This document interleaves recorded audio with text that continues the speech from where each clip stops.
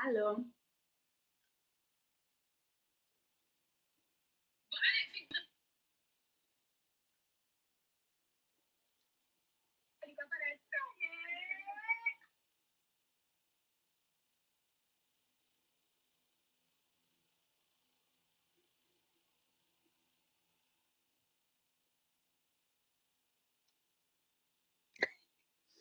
There's already 8 of you guys. I'm eating my dinner.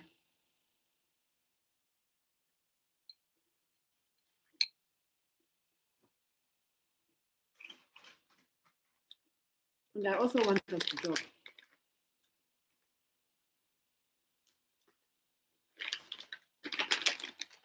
Man, over the years, my eyesight is becoming horrible. Let me put that one like that. We are going to have a conversation. Happy holidays. Happy holidays to you guys. Long time no see.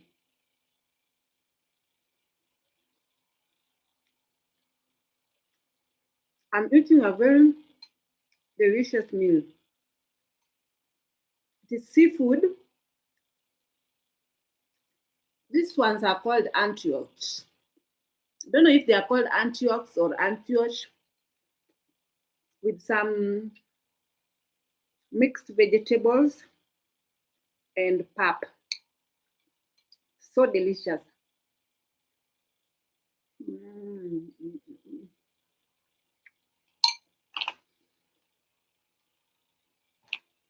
The OGs of this channel knows that I usually like to eat while I talk to you guys.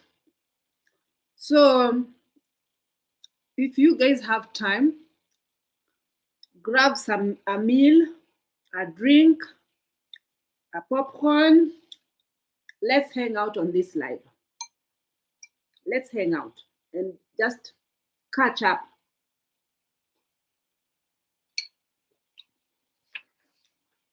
on some things I have stopped doing in my marriage. So I have actually put them down in a paper because my brain fog is crazy. I will forget. So I'm not going to take that chance.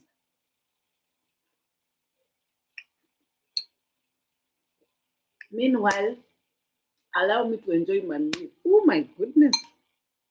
This is very nice. This new nanny that I got really, really knows how to cook.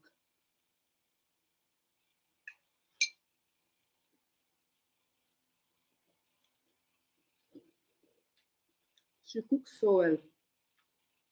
Just explain to her exactly how you want the meal to be cooked. Then she got you.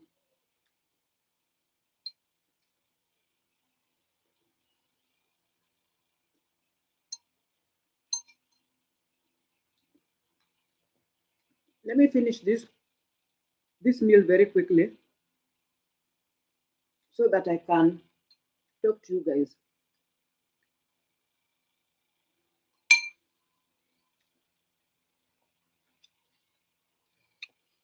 You're telling me good appetite. Thank you. What's been happening on this social media, on these YouTube streets, man? It seems like YouTube is becoming very slow nowadays. Like my OG, the people that I used to like watching,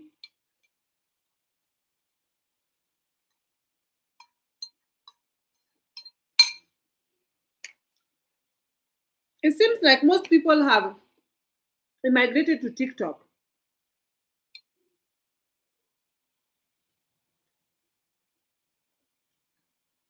Can you recommend people that you think I should watch?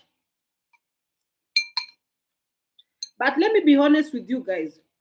Since TikTok introduced these 10 minutes video stamps,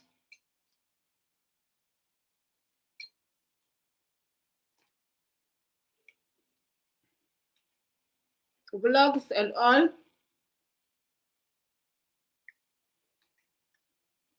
I like watching TikTok. But also I used to like watching this lady,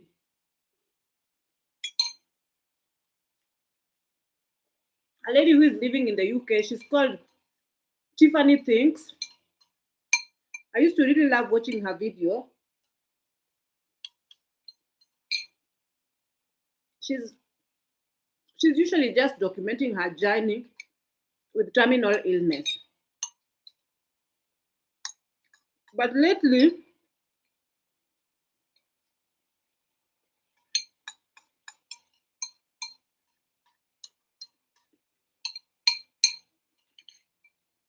there are some channels that are sort of coming up to talk about, like to recap or to give commentary on her videos, and they are all pointing on things that they think is a bit not adding up. So they are basically implying that she's not being honest with her audience when it comes to her treatment journey.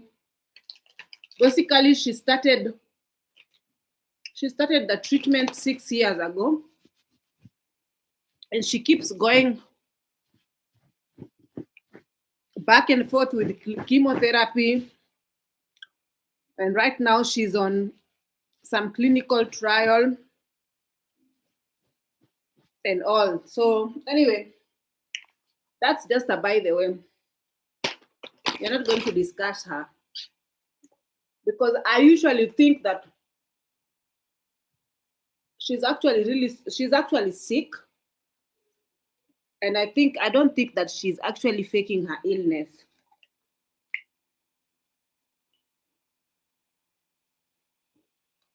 So I'm just drinking some glove glove tea. Gloves. I've just put hot water and gloves in this cup to drink the tea.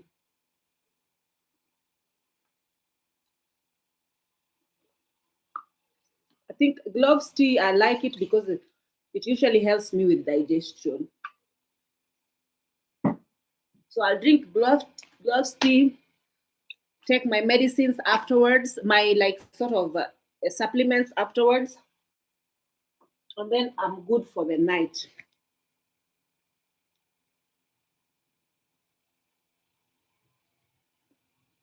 I took a shower. This one is just a vapor wrap. I like it on my lips because it's of that menthol feeling. I took a shower and sat down immediately to eat. I did not even put cream on my face.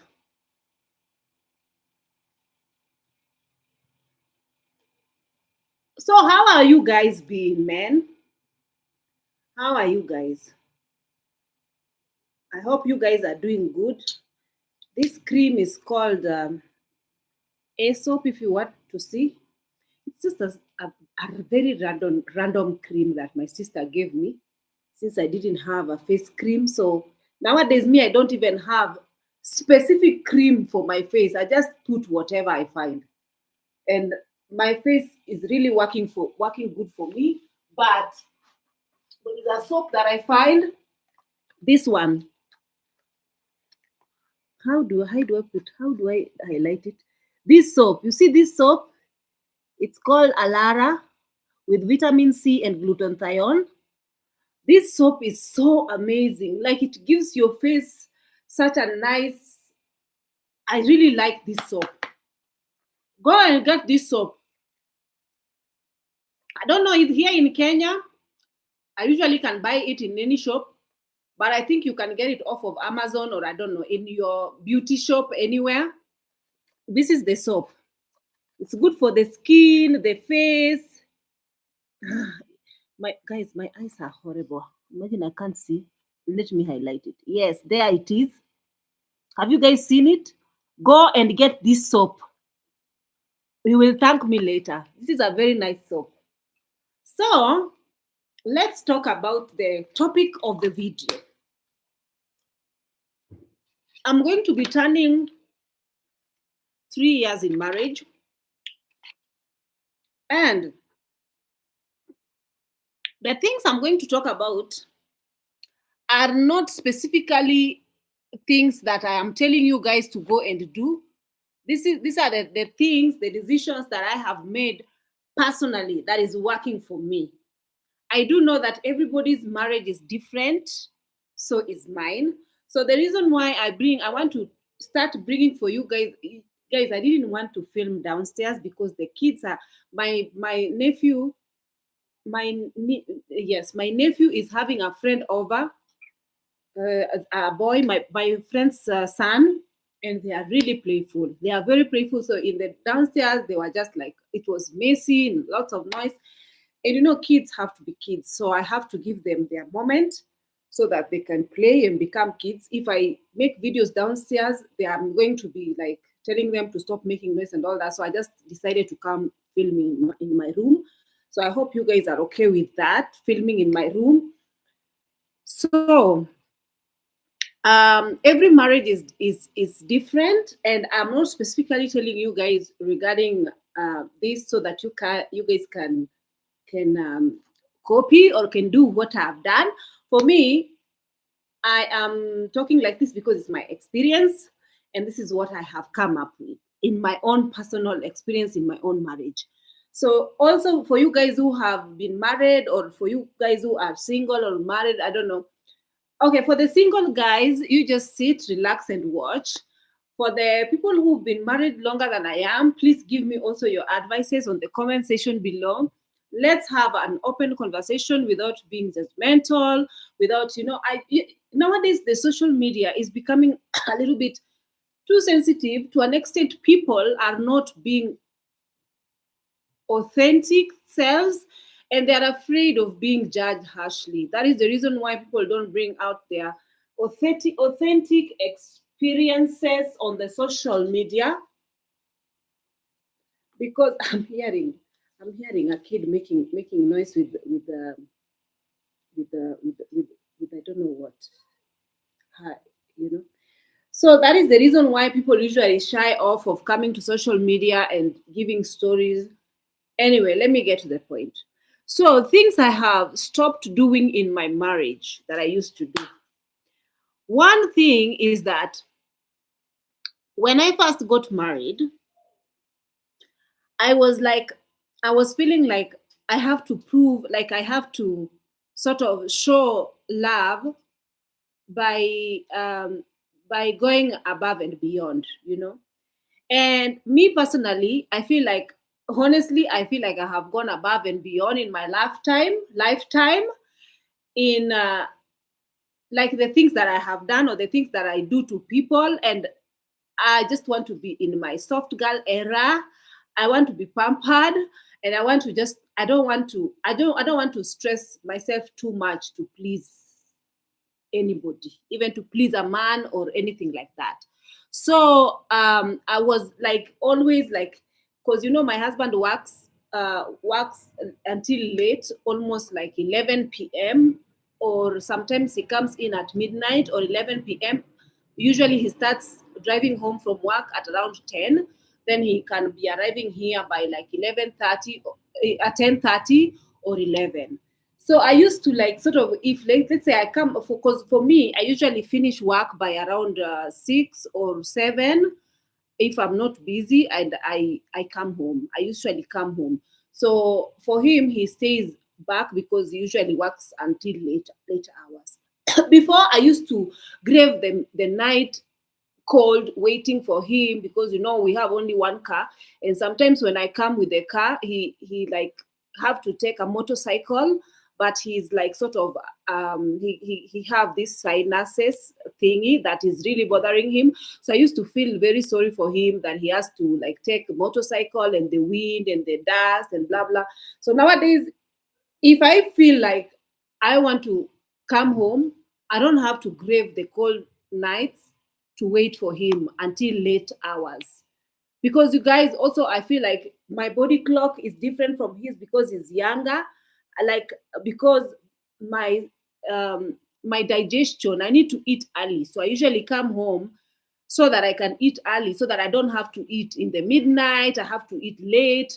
So I don't have to like sort of suffer waiting for him. He's still young, he's young blood, he's only 35 years. So he have to like sort of nowadays I don't really have to like sort of wait for him. I just like take my car and come home.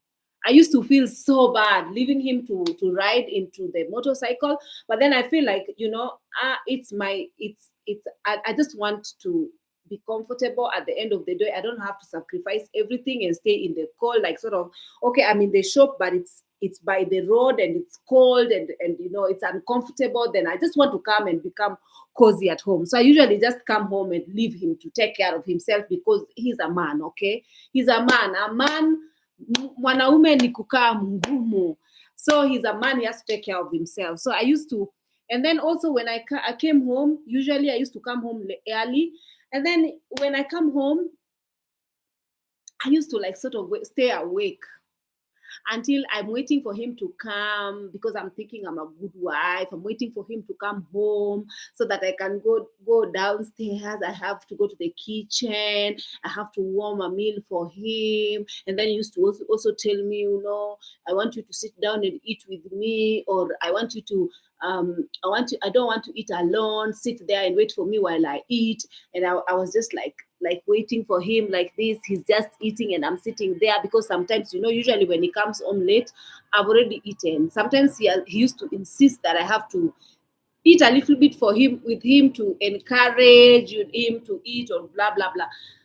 But then nowadays I used to do that because I used to feel it so bad that I am just like staying up here, and if I hear him coming, I don't go downstairs to receive him, to give him money, and not to give him money, to like sort of give him food, warm food for him, la la la.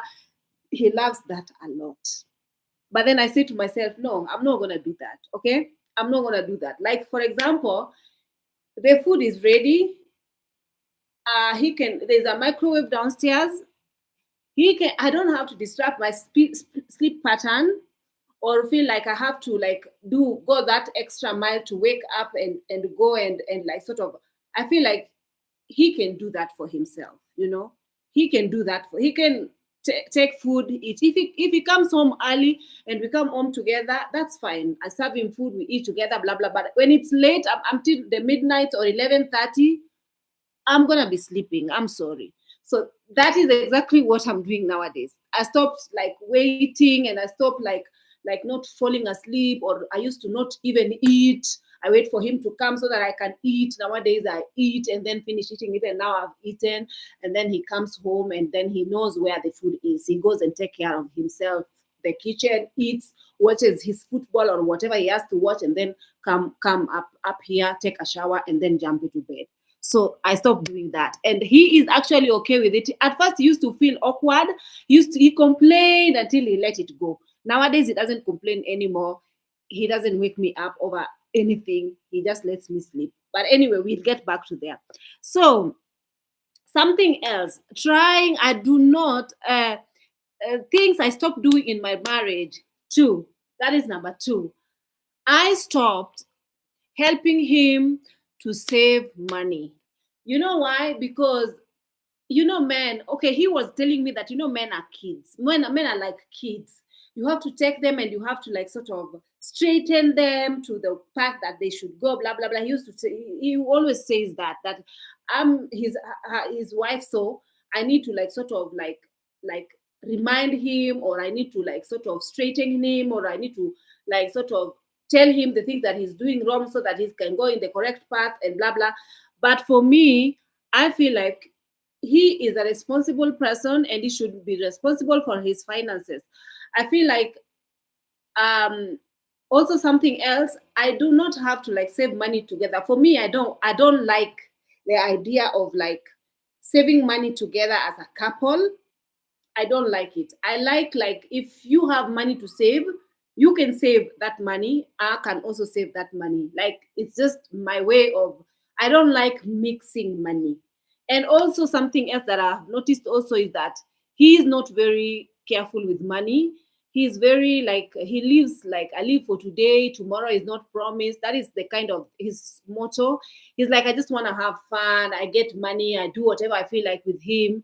He does not like he saves, but then he's somebody who will start saving, like for example in a piggy bank, and then before even the time limit has reached where he needs to take out that money, he will take out that money in the middle of, before that money, he's not disciplined with savings. So I said, he is responsible for his finances, and I am not responsible for him. I don't want to mother him. I don't want to sort of, I want him to learn for himself. And but I always talk to him, and I tell him, one thing you have to understand is that you have to always save for rainy days, because there is no money is, you can have fun now, but also you have to save something small for rainy days.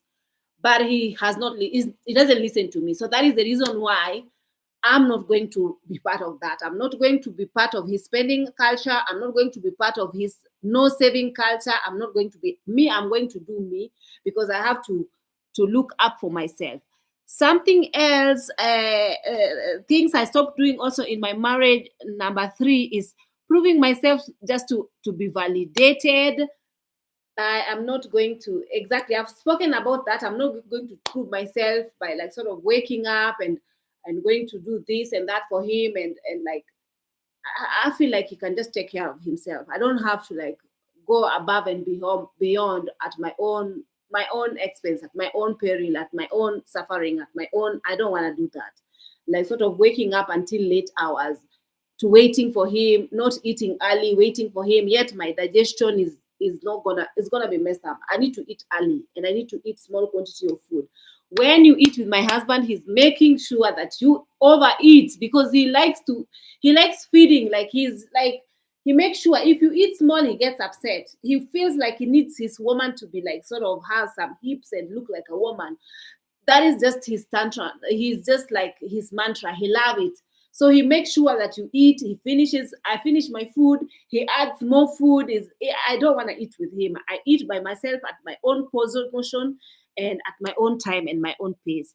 So I don't have to prove myself to get validated. Something else that I stopped doing in my marriage is offering schmucks when I am angry.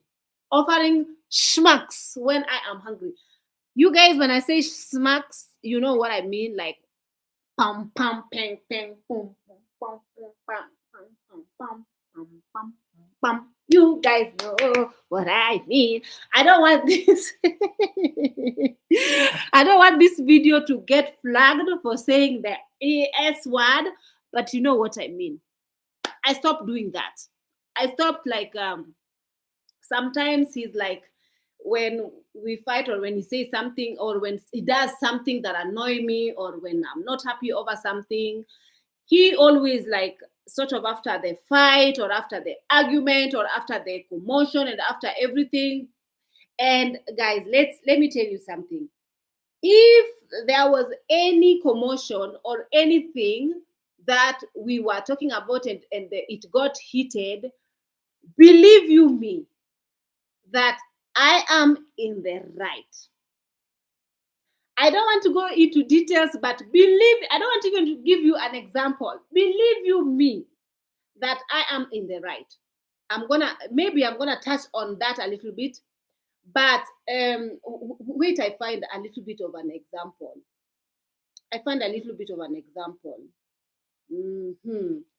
What example should I? Okay, for example, let me give you guys a small example. I will fight with him over the fact that right now my husband does not drink water. Okay, he does not like drinking water. He says water is for washing clothes. He doesn't drink water. He doesn't get hydrated.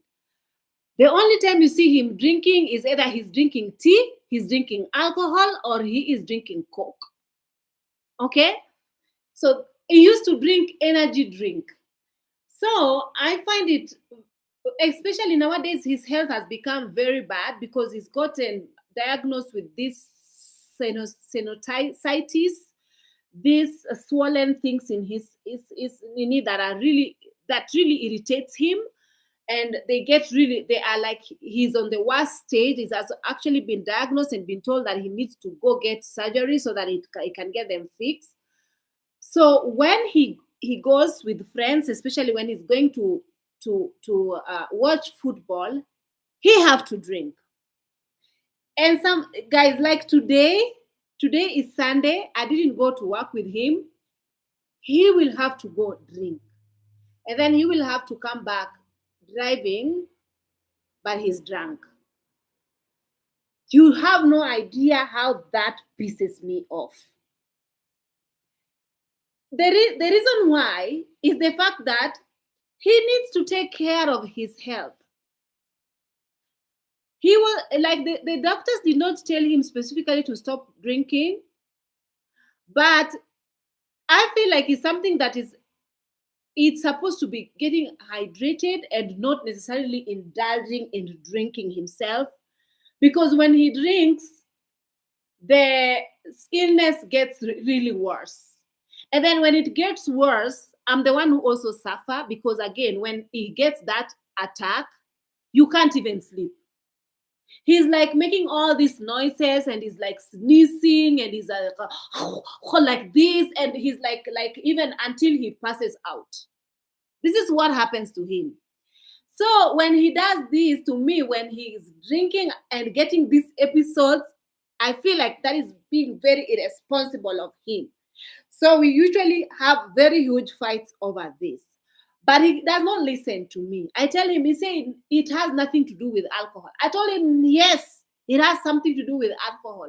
You have to stay clear of these kind of chemicals and alcohol and everything, perfumes, and you need to take care of yourself. And also something else, he refuses to take medication. He does not like medication. He will have medicine, like a whole dose of medicine, but he will not finish his doses. Simply, you have to force medicine down his throat for him to drink medicine. That makes me pissed off, simply because he's not taking care of himself and he's stressing me in the middle of it.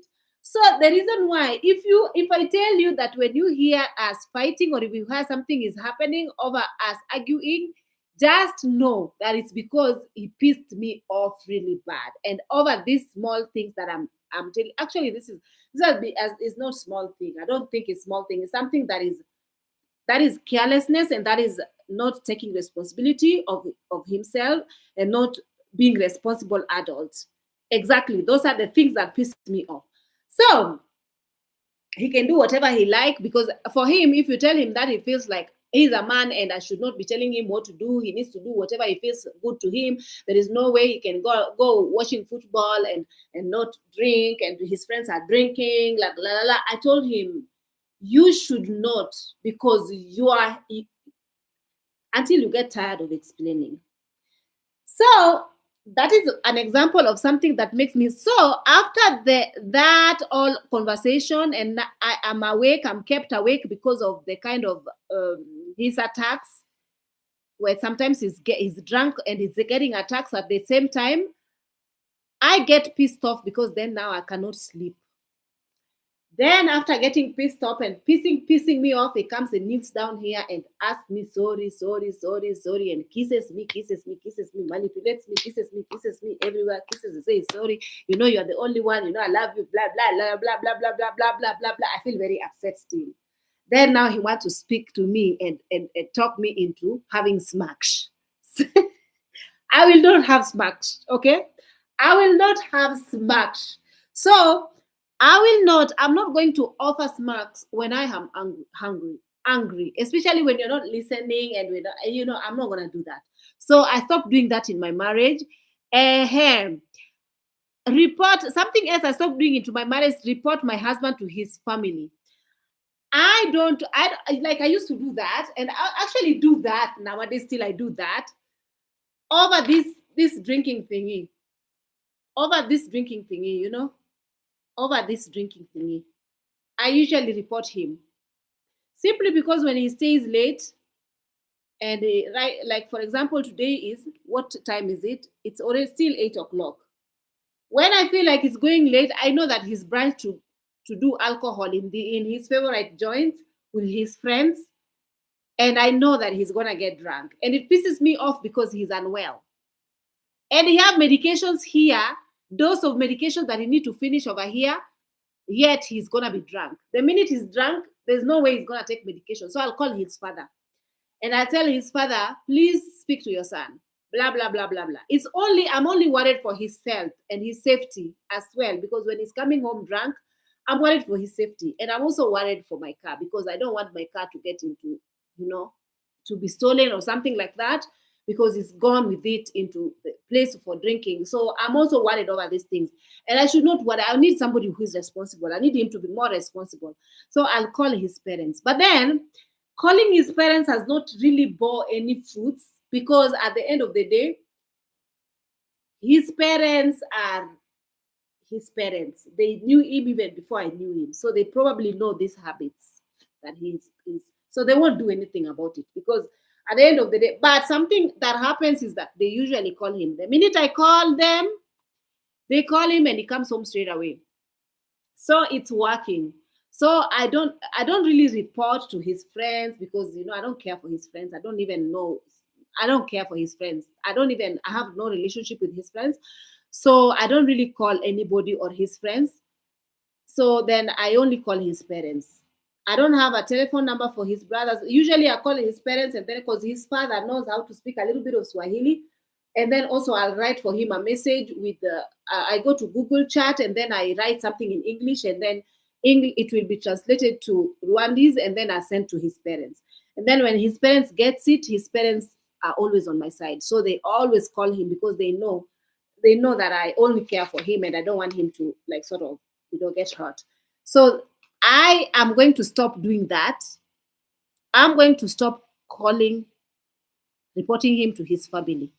I'm not yet there, but that is something that I'm going to stop. Okay, like, now arguing and fighting over some discussions, especially when it involves money.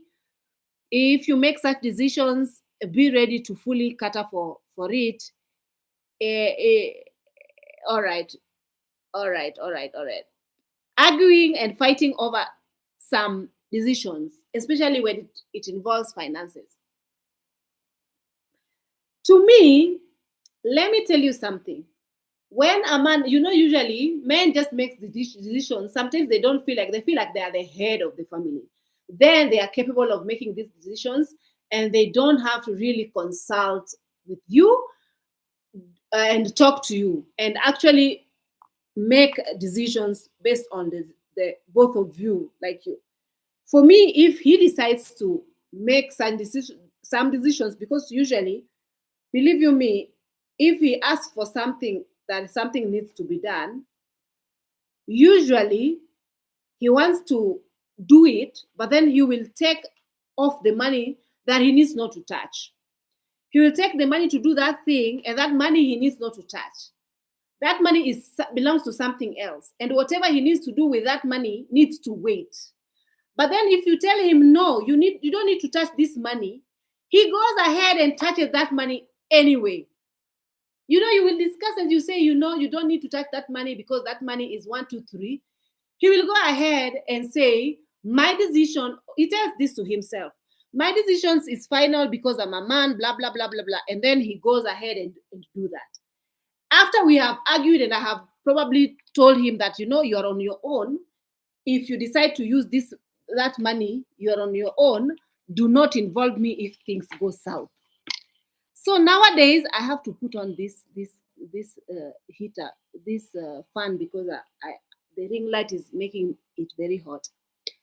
So usually, I have to let him make these decisions. For example, if he's not listening to me, I have to let him make these decisions as a man.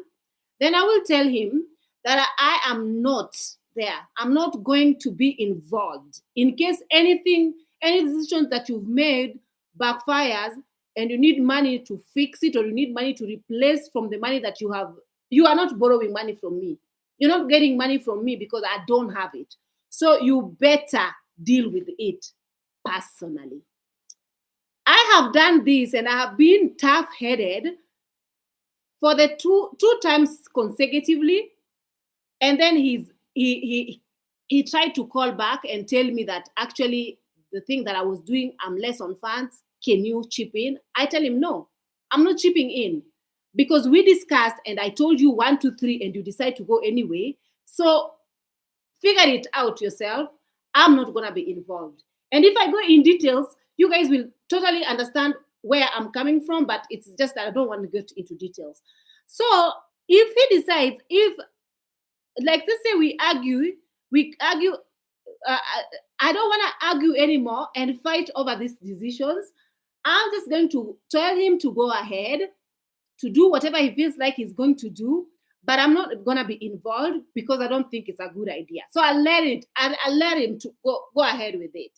Then when he comes back to him, I can even, there was a time I even feel like I want to block his number because what is this? Like, you're not going to pester me or call me and ask me for something after I have, no, deal with it. And so far, in 2 occasions, somehow miraculously, he found a way to deal with these things, and I was not involved at all. So I'm not going to make financial decisions that I don't think is a good idea, because usually I feel like you need to budget your finances before you make some decisions. You have to weigh options before you make some decisions when it comes to finances. And if you don't, for him, he doesn't weigh options, he doesn't make budgeting, he just wakes up and says, I'm going to do these things, and he's going to do it. For example, I'm going to give you an example. For example, it was my fault because I like sort of, I'm still learning to drive, like I'm not a good driver.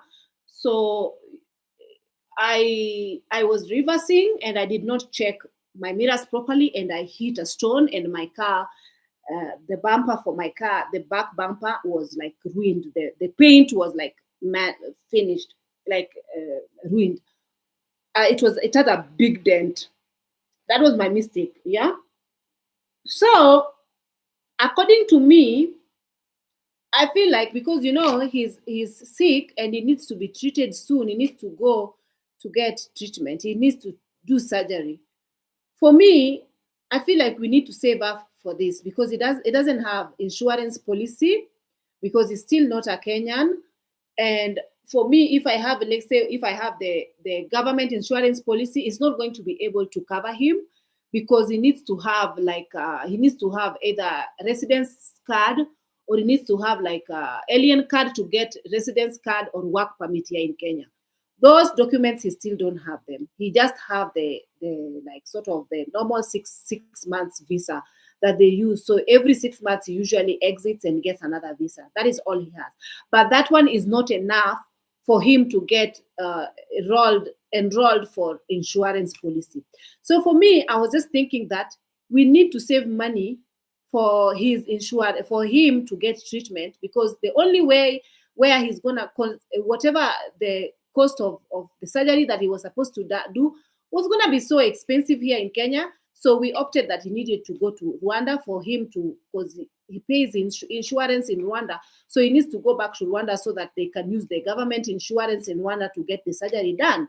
So I felt like, we need to save money and make sure that you travel and you have some money, pocket money, blah, blah. Because again, I'm not traveling with him because I have things to take care of here back home. We cannot both travel at the same time.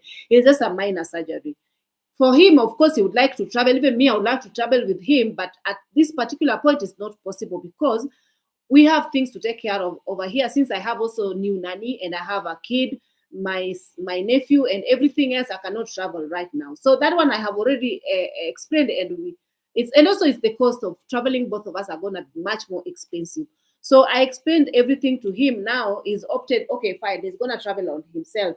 So I say to him, we need to put down a budget and see what money we can put aside for you to actually go get treated back in Rwanda, because again, the doctors here in the big hospital Kenyatta told him that he needs to get that surgery as soon as possible, because these things are very inflamed and blah blah blah. So to me, in my mind, I knew that we are saving money towards his treatment. So him, I feel like the car can be on hold, but him, he feel like, now I'm telling you where the argument is coming. To him, he feels like the car needs to be fixed. Me, I feel like it is not important. Painting the car is not important. He feels like painting the car is important. I told him, you feel like painting the car is important. Yes, we need money for your treatment. What do you mean by? Then he takes the money that he had saved and went and put it towards painting the entire car. He did not even just fix the small dent. He took it towards painting the entire car. Now he doesn't have that money. Then I was like, this money was supposed to go towards your treatment. This car is not important. Your health is more important than this car. Why did you take this money to take? These are the kind of argument. He already took this money towards that. I spoke to him and I told him this is the reason why you cannot use this money towards the car. Leave this car alone. I can paint this car any other time when I have the money, no problem. But he didn't listen to me. He said, I'm gonna paint it anyway because I am right and you are wrong. Fine. He went and painted the entire car. Then he told me, I have money, but I'm short with 5,000. Can you send me 5,000? At first, I sent him because the car is mine at the end of the day. So at first, he used his money to paint the car, but he needed more. Like the entire car was to be painted with like 35,000 Kenya shillings. He took like his money that he had put aside, like 25,000, and then he now needed like he put 30. He needed 5,000. I told him I don't have that money simply because we discussed and you decided to go anyway. You did not listen to me. So I did not chuck off the money. I did not give him the money. He figured it out himself. I don't know where he got the rest of the money. He went and he did whatever he did with the car. The car is now as new as brand new, but we are less with the cash that is needed for his treatment. So these are the kind of argument that I'm telling you. I say to him that we are not going to have this type of arguments. We are not fighting over financial decisions anymore. You make decisions, go do them, then don't call me telling me to chip in for you because this is the decisions that you have made and you're not listening to me. That's it. So, mm-hmm. So if he makes such decisions, he needs to fully cut off those decisions. He's the man. He needs to fully cut off for them. He doesn't need to ask me for anything. Full stop. So then something else. So something else that I stopped doing in my marriage, I'm not going to be checking his phone. Yes, I am not. I'm not going to be checking his phone. Generally, I don't really like usually check his. Okay, yes, I do sometimes, but I don't check it because I'm thinking he's cheating or he's fooling around or anything like that. Like sometimes he just gives me his phone, and I check few pictures on whatnot, and then I go to the WhatsApp to check what conversations are they having with who. But anyway, I do that. But I make a decision, no need, because even the times that I have checked it, there was nothing there. Even if there's something, I don't want to find out. So I'm not gonna check it. Simply because I don't feel like I don't want to do it. So something else I have stopped doing in my marriage is putting everyone's needs above mine. I must look out for myself, especially when it comes to finances, guys. I am not going to disclose how much I have into my bank account because the minute there was a time I disclosed, all hell broke loose. Every time he needed, like he was short of cash, I was also always the one to give him. Can you borrow? Can I borrow? Can I borrow money from you? Can I borrow? Can we do this with the money? Can we do this? Can we do this? Always something arises. He wants to make sure that I have zero balance in my account. So I am not going to, especially someone who's not good with money, I'm not going to share my bank account with him. I have to look out for myself. Because at the end of the day, if you are married with somebody who is financially not responsible, you better look out for yourself. So I'm going to I'm going to actually look out for myself, and I'm going to take care of my own finances. I'm not going to I'm going to say no most of the time. I'm going to say no without feeling guilty. I'm going to say no. I've started saying no, and I'm going to continue saying no. Something else that I have stopped doing in my marriage, I, I'm not going to listen to my husband regarding friendships, regarding choosing friends for me, simply because these guys, the guys in they usually, some of them, some of these marriages, these people become very disapproving of your friends. They are becoming very disapproving of your friends. They might say, oh, you see that friend this, that friend that friend this, I don't want to see you with that friend. That friend dresses like this, that friend is a bad influence for you, that friend did this, that friend that. I feel like if you found me with I feel like if somebody wants to make you alienate you, that is a red flag. You cannot come and find me with friends. I am a grown up enough, and I have my good judgment on the people I want to surround myself with. So you cannot come from nowhere and you have perhaps found me with these friends, and now all of a sudden they are becoming your enemies because they met me fast, or because they were my friend before you. So now you feel like they are going to influence me negatively towards you. I feel like that is a red flag. So I'm not going to listen to anything that is going to tell me regarding my friendship. His friends shall be his friends, my friends shall be my friends. And he doesn't have a right to tell me what you, if I'm going to hang out with my friends, he cannot tell me no, because these are my friend. I also need my own social life, as well as the way he needs his social life. He's going to drink and watch football with his friends. Even me, if I want to, of course, because since I got married, I've never even gone up out at night to go with my friends. Did I ever? I think we went, but then he tagged along one day. We tag him along, and it did not end well. So I think even one day, I don't think he's going to accept. I don't think he's going to accept me to ever go out with my friends, because he's the jealous type and he wants to know what's happening, where are you, who are you with, and what are you doing. Like, to him, nighttime is a ungodly hour that you should not go out with your friend as a woman, especially with me not being there, because then what are you doing out at night as a woman? That is an abomination, according to him. You should not do that as a woman. But then I feel like I'm a grown up. I can make my own decisions. I can do whatever I feel like I want to do, so long as if it's not something that is disrespecting him. Because of course, I'm not gonna do things like, for example, if everybody have their own morals, and I have my morals, and I highly put myself up there when it morally. I'm not somebody who is just going to fool around, yet I am married. I take my vows very seriously. So according to him, he still feels like he doesn't feel he doesn't like sort of trust my judgment when it comes to doing anything. He doesn't trust my judgment. He feels like I will be easily swayed. He feels like somebody richer or more powerful or more richer is going to snatch me from him. He feels very insecure. So he usually very comfortable and very secure in the fact that I'm at home. I am, because I'm also not somebody who likes going out to drink or do all these things. I don't go out. I'm rarely out. I'm always just here in my house.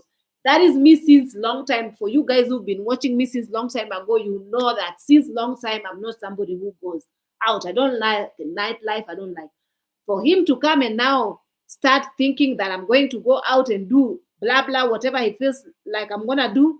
To me, that is a red flag. So I'm not gonna listen to him. If I feel like I want to go somewhere, I will go. Even when my sister was here, I did not go anywhere. We, like, when we went, me, my sister, and some of my friends, he had to tag along, because again, he does not trust my judgment. I mean, that one has to stop. So I have to stop. Like, for example, next time if I'm going somewhere, let's say my sister comes or somebody, usually I go just out with my sister when my sister is around, and I can tell my friend to tag along. We are just gonna tell him that we are just gonna have a girls' nights out, and you are not welcome. No, you are not welcome. So even if I come back and I found him so mad, I don't care. Because how do you get to go out and have fun with your friends, watch football and laugh and smile and be around people, and then me, I'm not allowed even to go out with my friends and my sister? That is manipulating. That is controlling. And I'm not going to allow that. That is not going to happen. Something else. You know, the way men usually say that I only want peace. I want a woman who gives me peace. I want when I feel home, I'm at peace. If you want peace, you better give me peace. Otherwise, it is sakata and trouble everywhere, every day, anyhow. Wahala, wahala, agusi for agusi. Try me. So if he's somebody like, for example, if he's saying he wants peace, yet he is going to do things that are contrary and are disturbing my peace, I'm not going to give you peace as well. Okay? I'm not going to give you peace. So if you want peace, just come in peace and bring me peace. Bring me peace and tranquility around this place. If you don't, Oga, if you don't, I'm going to show you Shege. I'm going to show you Pepe. You are not going to like it. So peace for peace. Lack of peace, misbehavior for misbehavior. So there is no way you're going to get peace if you're not going to behave yourself.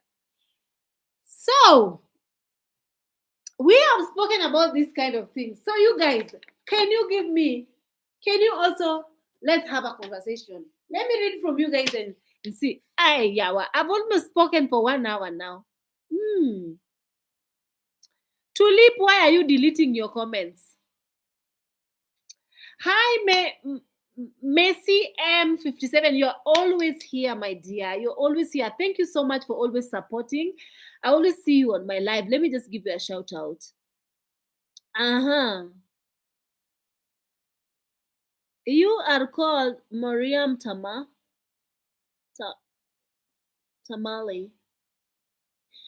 Hi, how are you, Mariam?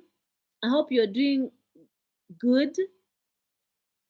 I hope you're having a fabulous time. I'm in East Chicago, Indiana, USA. Reverend Cheryl Rivera. Yes, I am actually having a wonderful time, wonderful time with the family. You guys, I want to tell you guys something, and for you guys who are yet to grasp or are yet to get to understand this side of things, I want to learn things and learn them. I want to unlearn things that I've probably learned in the past. And in this year, I decided that I'm not going to put on the Christmas tree, and I'm not going to celebrate the Christmas as such. I'm not going to say Merry Christmas or la la or la la la, all these things. I'm still a child of God. I still believe in God. I still believe in the resurrection of Christ. I still believe in Jesus. I still believe in all these things. But I am not going to participate in this particular paganism, because to me it is a pagan holiday, based on the history of the Christmas and the jingle bells and the trees and all this blah blah. Everything surrounding it is not godly. Because, and I also believe that Christ was not born on the 25th of December. And I believe that these are the kind of things that Christ was talking about when he was talking about we have to stop idol worshipping, paganism, and all these things. So for me, I did not really, I stopped doing that. So there's a lot of things. If I could have talked about it here, I could have. But there's a lot of things there's a lot of manipulations when it comes to religion and everything. And also, partly the decision why I have decided this is just because also I do not like the way Israel is conducting issues in the world right now. I do not like I do not side the genocide that is going on in Gaza. I do not like, I don't believe that people who call themselves the people of God can actually massacre children the way they have. And I also do not believe that, I believe that the organizations and the terrorist organizations that has been planted everywhere in the world that are doing all these atrocities, I believe that they have been planted there for political gain and to destabilize the world and to just for their own political gains. And I just don't believe that. I don't believe that everything that they are saying happened. I believe that they are really corrupt. And let me tell you something. You see, these people have really brainwashed us, the Christian people, so that we cannot even be able to open our eyes and see what is happening right now. And what they're doing, we still support and actually say that we are going to support the people of Israel. The reason that is the reason why DNA is not allowed. Conducting DNA is not allowed in the Israel street. It's not allowed. I don't want my video to be flagged because they don't like this kind of content. They don't like, because right now I feel like the Easy has bought Google, they have bought YouTube, they have bought majority of social media. They flag anything that are going to go against them.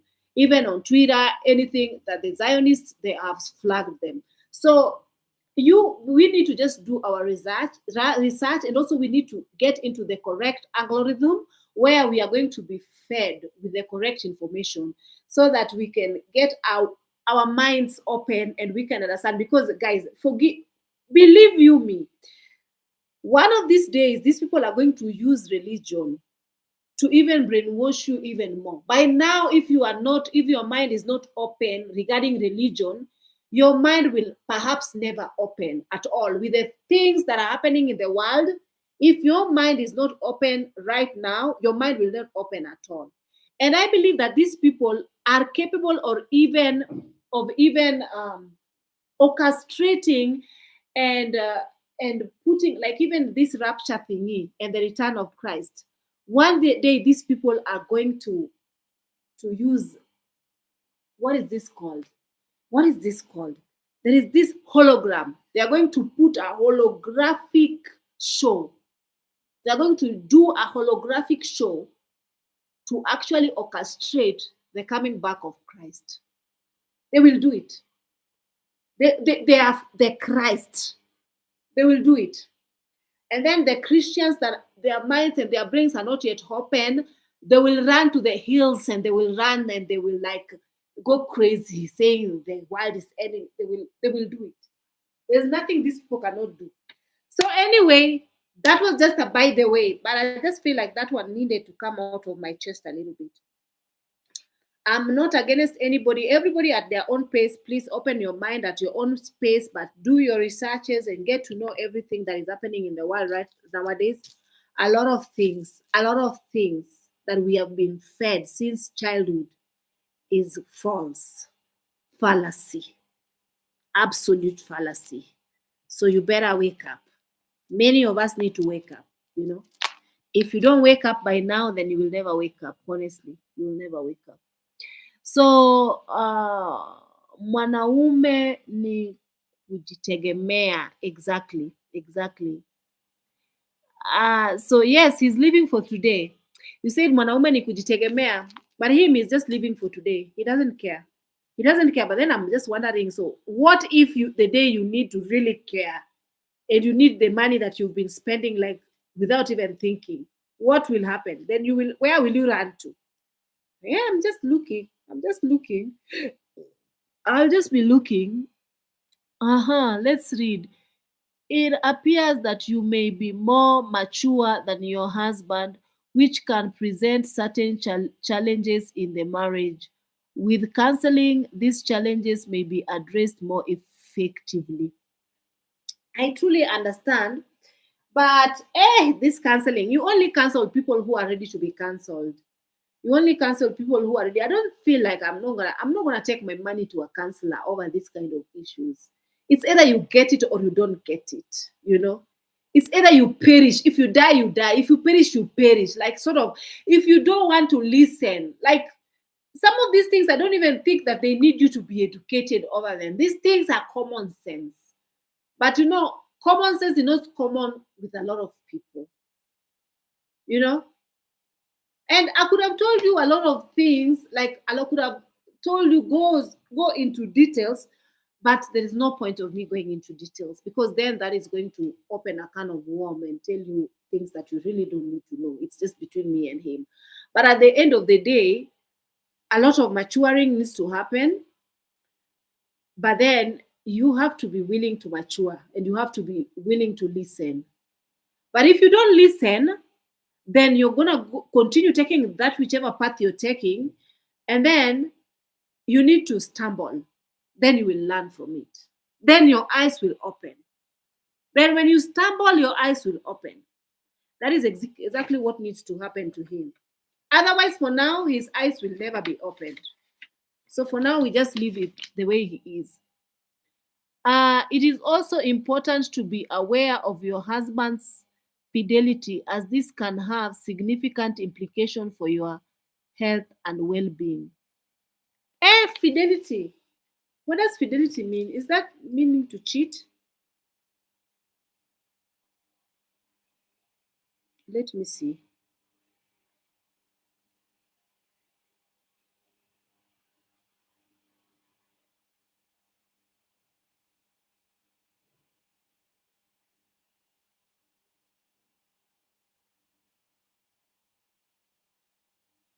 Oh,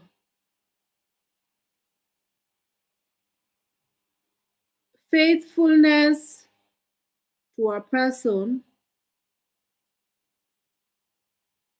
loyalty, and support. Yeah. I thought fidelity was meaning cheating. I didn't know this is what it meant.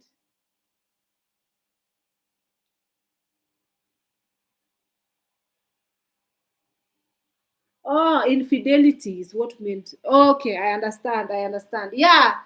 Being loyal and being, yeah, I don't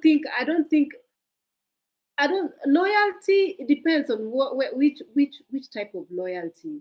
Me, I believe for now I don't feel like he's not loyal. But then it's just the fact that he doesn't listen to me. That is the only pressure that I'm having, or the only problem that I'm having, is that he doesn't listen. So I let him to do whatever he like. But when it comes to like sort of fidelity, like cheating or being not loyal, I don't think he's not loyal, because we work around the same place, and every day we are together, like we are like together every day. So if he was doing something that was not loyal, then I wouldn't I would have known about it. But anyway, you never say never to a man. Anyway, I would never ever say never to him. So he is a low life and you are his money bank. Oh my God. Bella. Bella, you said my husband is a low life and I'm his money bank. Hey, can you please elaborate that? What do you mean by that? That is a bit harsh of you to say about somebody's husband. Hmm? It's like almost saying that he's a gold digger. He's digging gold. Which gold is he digging? Which gold? Like, I don't know. Can you elaborate on what you're saying, and just be a bit more sensitive and kind on your comment section. Marriage counseling with a trusted figure such as a pastor can support meaningful communication, as men often respect and respond to guidance from other men. He will not. He will not. I told you. You think all these things we have not discussed, or we have not take some an elder figure to speak to him? He will not. He does not get. He does not grasp. He does not. Now that is exactly where I am having troubles with. Marriage is an investment. It is more than an investment. Nowadays I hear people, a lot of ladies, they talk about, there was this conversation that was on TikTok, that women were like regretting and saying that they will never ever allow men into their houses or into their sports, and they were pointing out men do this, men do that, men do that, men are this, men are that, men are that. And some people were even saying that they would rather a man, if they have to date or get married, everybody to live in their own space, like they can buy houses next to each other, so that you are in your home, I'm in your home. In that case, when the divorce happens or things go haywire, nobody is forced to like pack and leave, and nobody is destabilized. And they were just talking about, they were giving a lot of reasons as to why they were thinking like this. And I was just thinking, like, let me tell you something. Let me tell you something. If you are someone who is not selfless, you will not be, you should not get married. Let me just say that. If you are somebody who is very selfish, which all of us are selfish and we cannot let go. What I mean by that is like you love your space so much that you don't like another soul in your space. You want it to be just, for example, you know me, sometimes I find it, because you know me, I was living by myself and I was sleeping so soundly. I'm not expecting anyone to come in when I'm sleeping, because usually me, if even if a needle drops like this, I will wake up. My sleep is very limited. And imagine now I'm living with a man who have allergies. He have allergies. So it will be like sneezing, coughing, puffing, all that, you name it. And he have severe allergies. So no day passes without me waking up in the middle of the night because of his allergic attack. Yeah.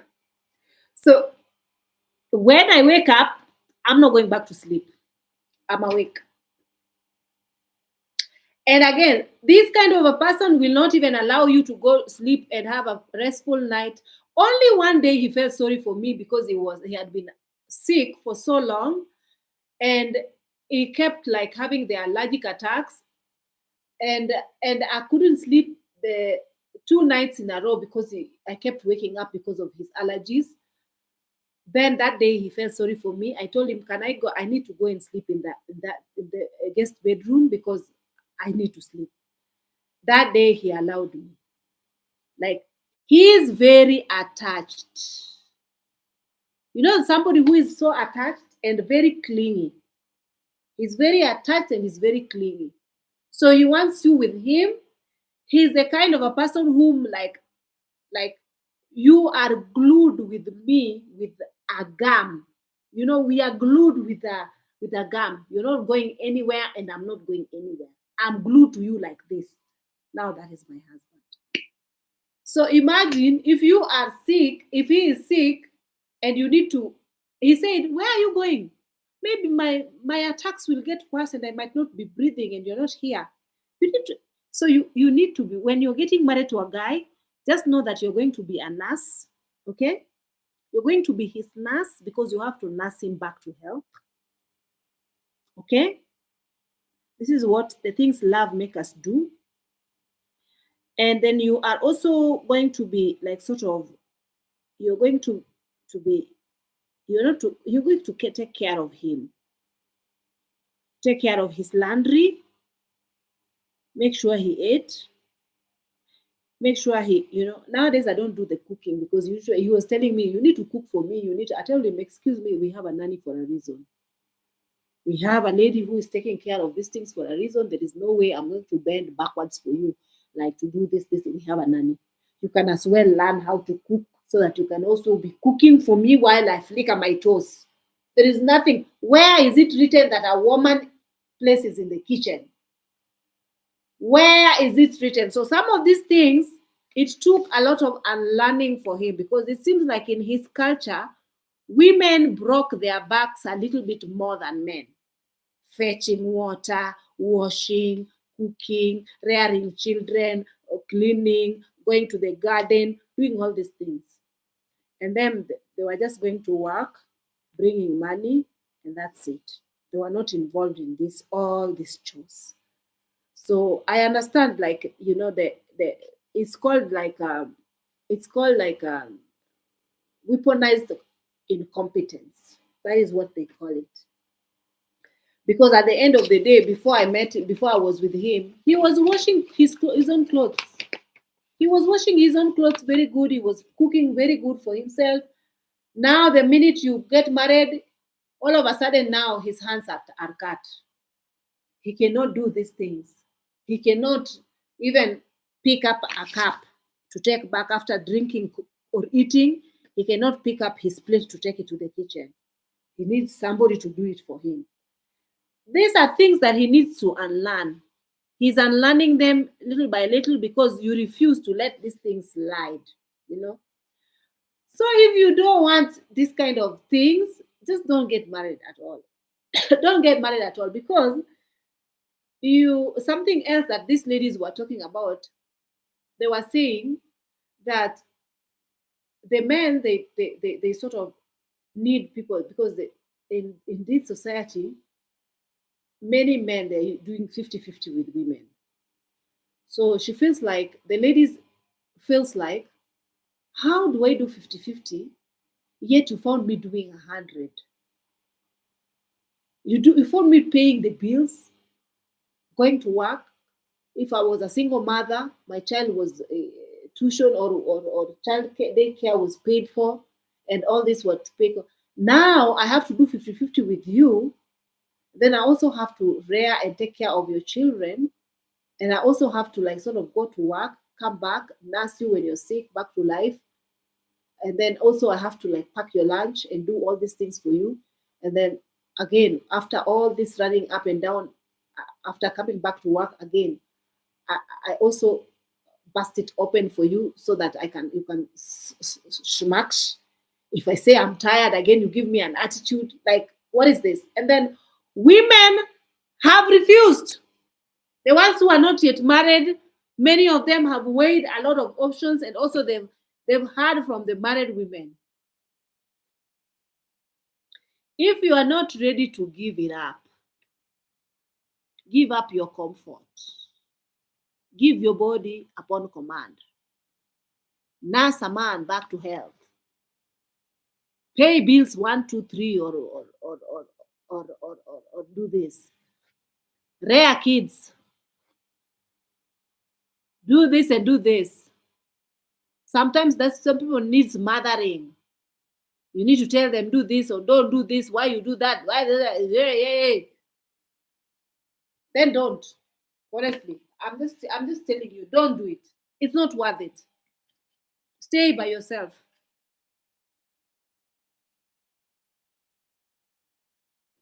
Because majority of time, these are the men that we have in the society.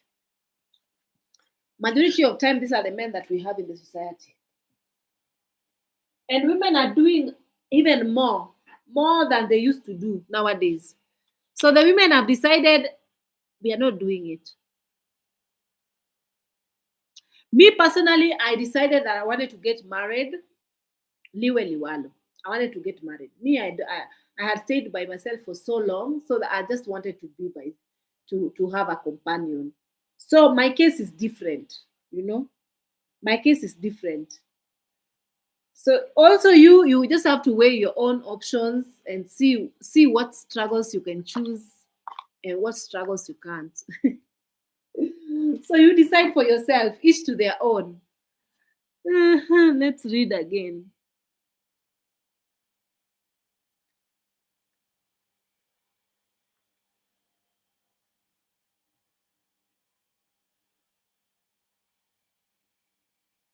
Uh-huh.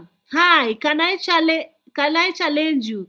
If he was a rich man, would you tell him that? Tell him what exactly?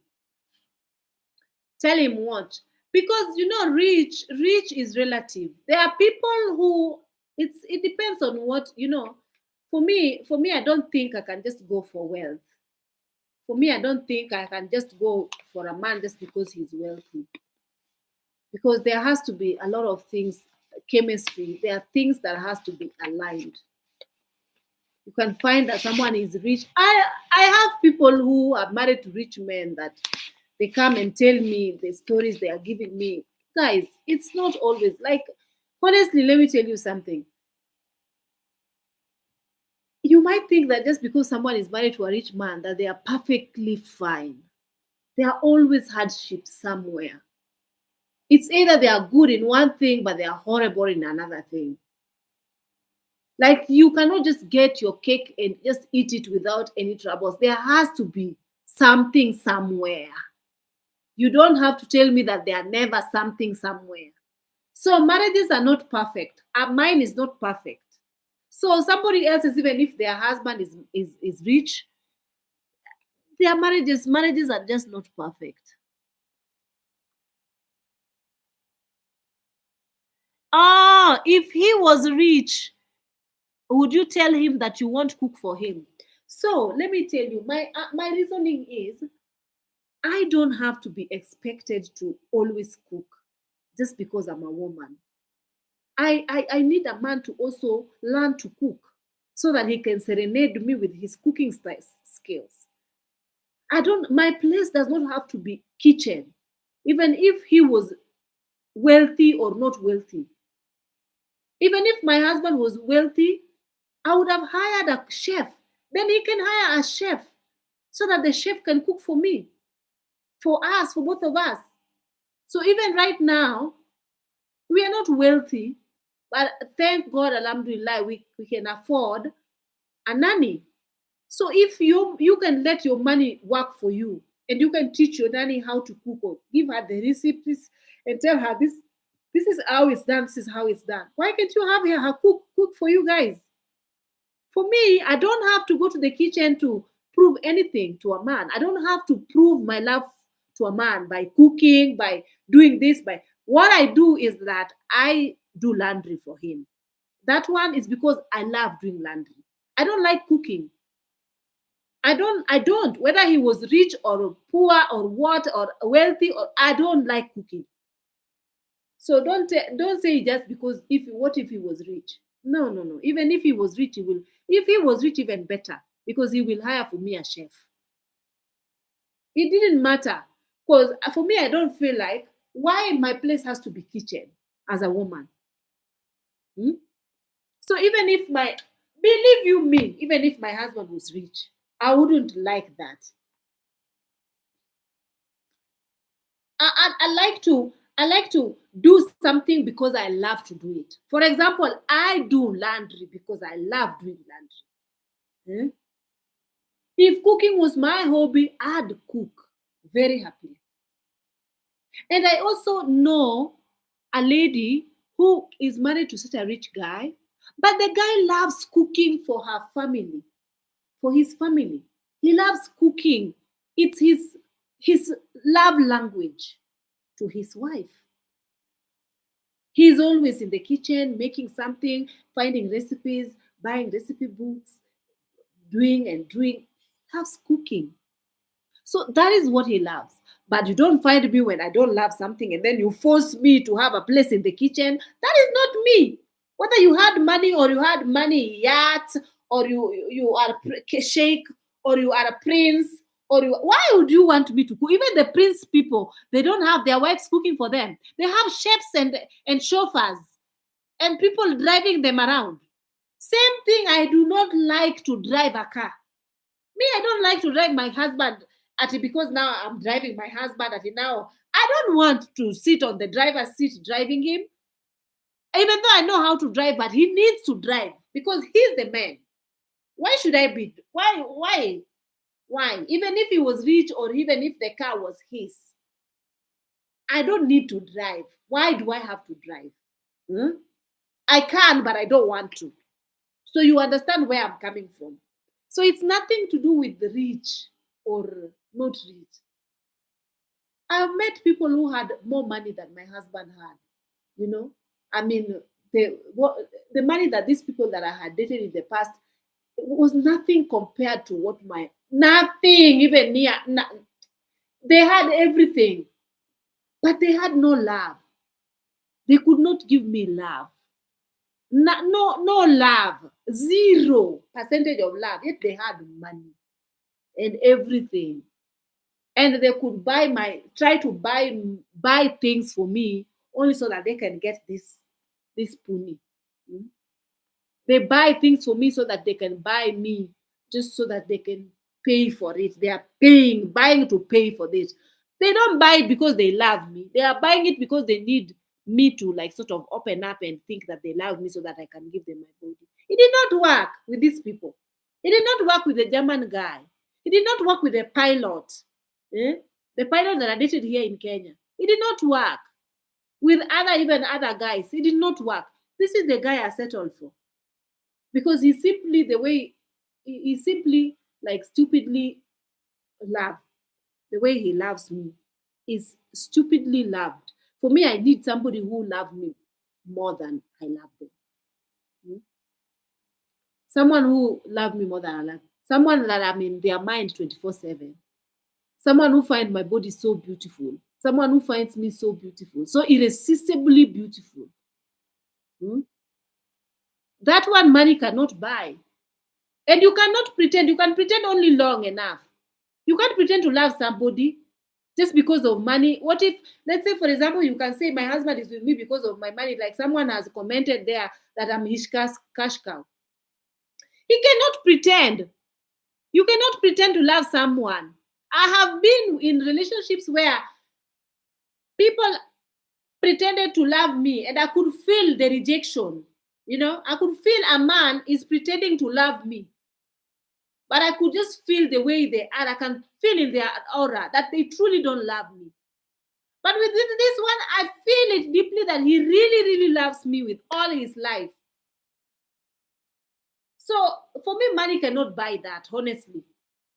So I cannot equate it to anything.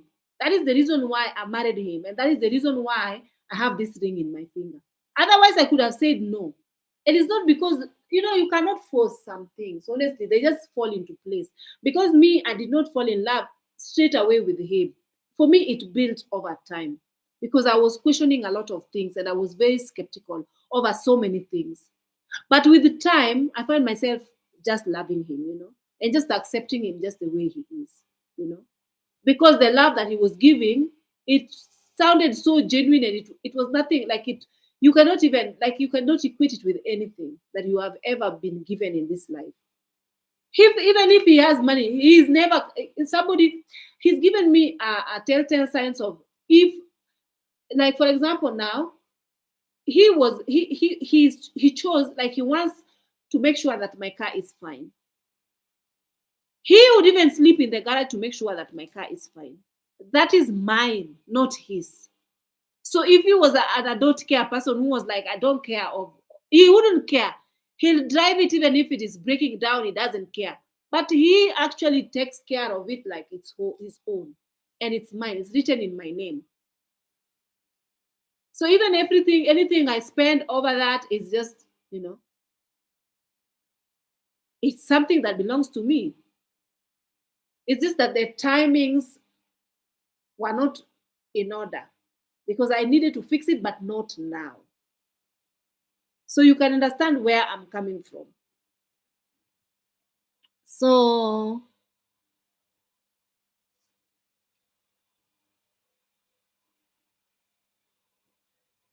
uh-huh.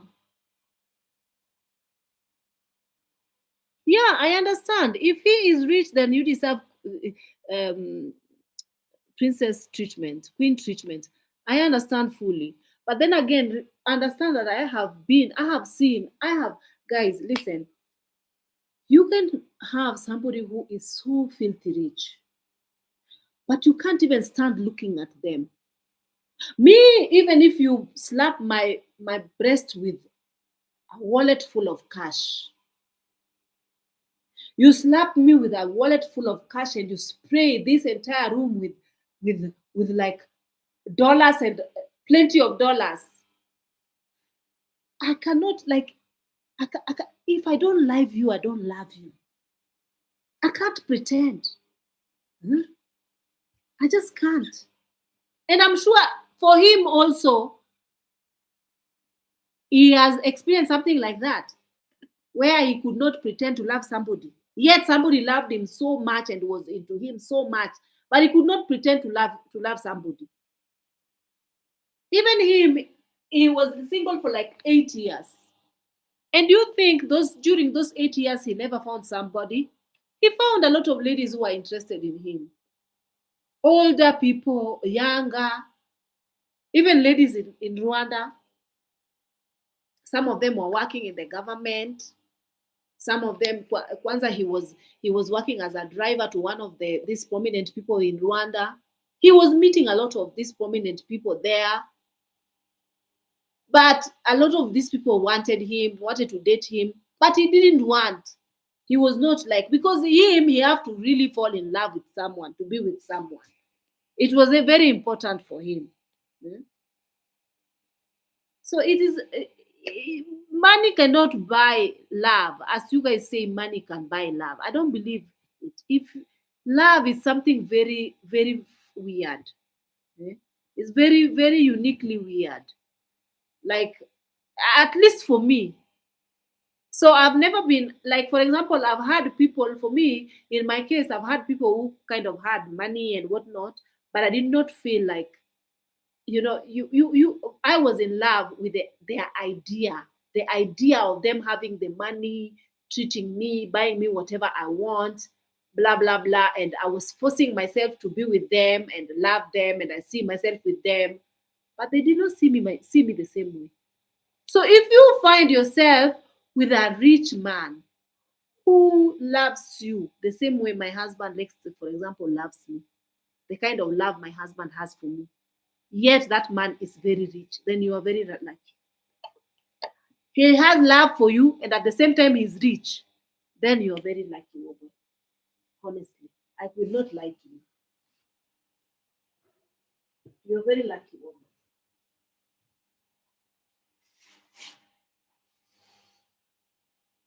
I was closing the curtains. But if you are just like, you are just forcing issues, man, I don't like that. I really don't like that. Pray for God to give you somebody whom you love and somebody who loves you properly. With money, if money is there, well and good. But money not there, I don't like that also. I don't like love without money. It doesn't taste good.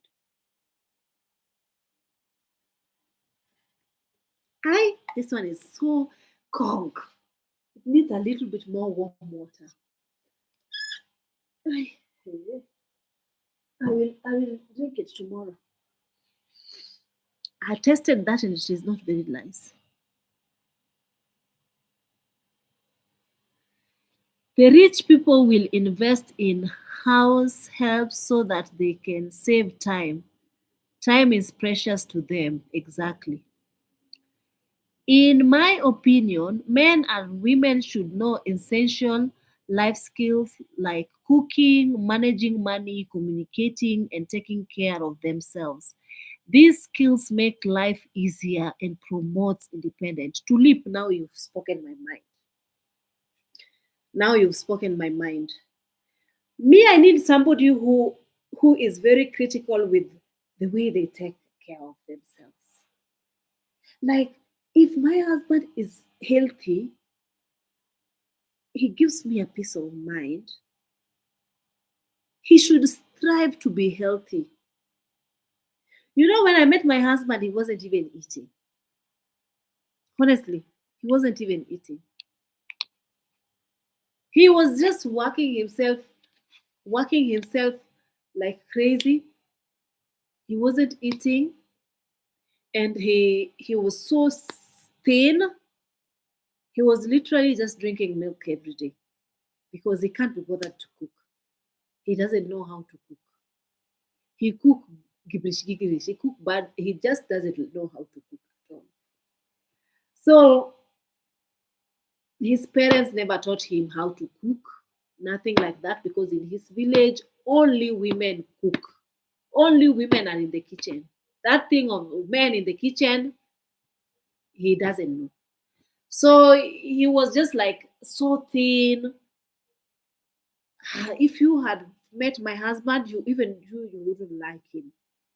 You'd be like, now this thin man, where is this thin man taking me? Hmm? Where is this thin young man taking me? Wait until I start being with him and now I'm cooking for him every day.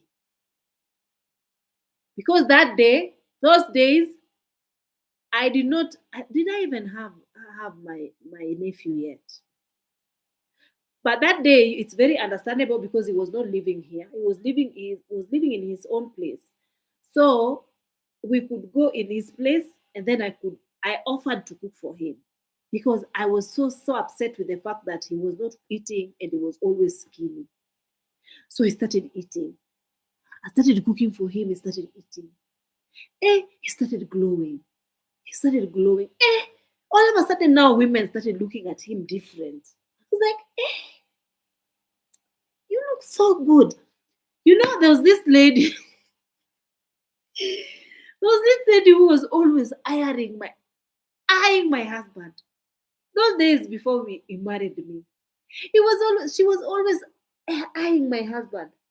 And then ladies were always coming to him. I used to sometimes when I go to his workplace, I found ladies, they were sitting there pretending to want his services, but they were just looking at him and they were just like they wanted to like sort of play with him. Some hug him, some do like this, and I was just standing there.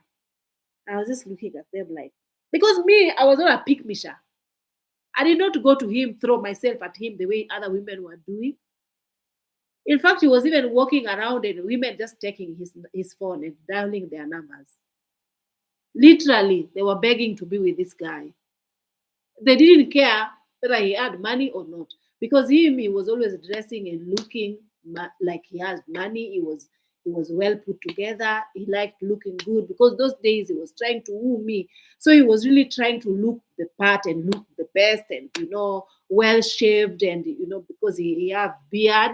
So he used to trim his beard so well and his hair used to do his hair so good. He's very good looking man. So these ladies were just like thinking that he was not with anyone. So they were like trying their luck.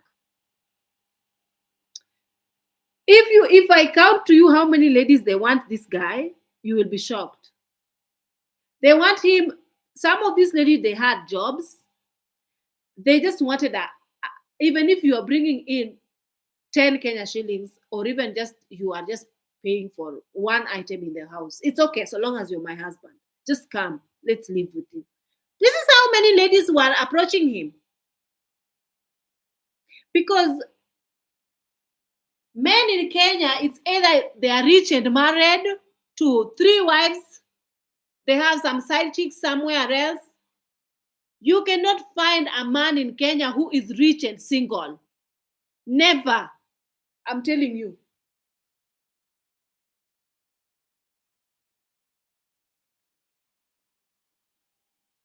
Majority of men here are already having first wives.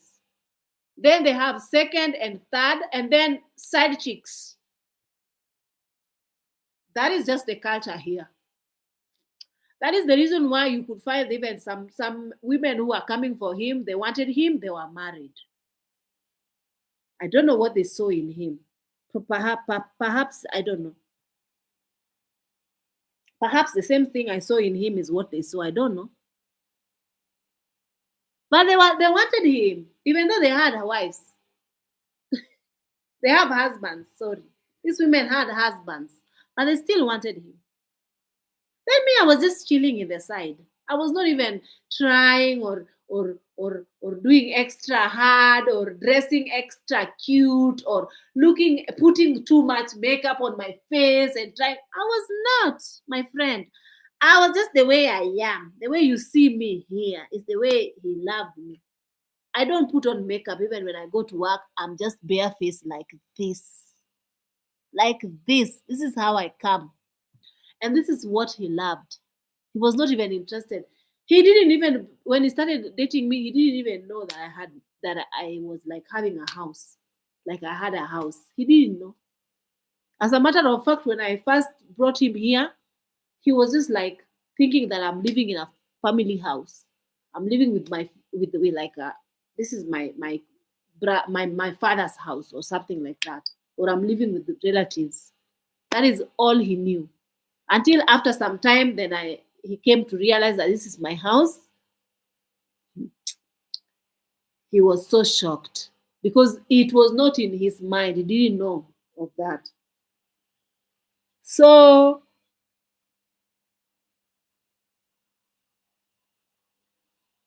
so what I feel like what I feel like he's not good at is managing money. That is something that I feel like he's not good at, because even if with the small money that he has, he's very quick to spend it. He doesn't do budget. He's very quick. I've seen it since even before I started dating him. I saw that he was really quick at spending money. Because long time before we got together, he was working and he was earning like not really a lot of money, small money, but the money was like he was paying rent and then he was buying food, and then the rest of the money he was using it towards buying clothes and shoes, everything. Then he was left with nothing basically. So I was always asking him, you just got paid. Where is your money? He's like, I've already spent it. So what will happen the rest of the month? You spent all your salary? What did you buy? Can you put everything you bought here on the table? Then he's like, I bought this one. He bought a pair of shoes for 6,000 Kenya shillings. A pair of shoes for 6,000 Kenya shillings. That is extravagant for the kind of salary he was earning. That is that is too much. So here in Kenya, we have second-hand clothings, okay? That they call them camera. Okay, this one is from this was brand new, right? This was brand new. But majority of clothes here in Kenya are second-hand clothes. In fact, we love second-hand clothes than brand new clothes. But he doesn't like second-hand clothes. He just like brand new clothes, and brand new clothes are quite affordable, like are not for affordable, like costly, more costly like than second-hand clothes. So he goes for things that are brand new. He doesn't like. So I was telling him, you know what? I need to introduce you to the second-hand culture, thrift shops.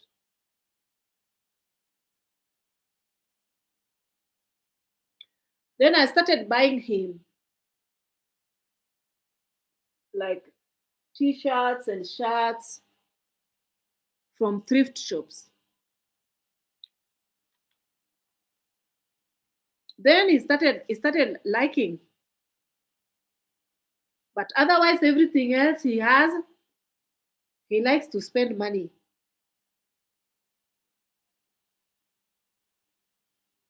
He's one person that I know that even if he gets money, he becomes a millionaire now, he would spend all that money on me.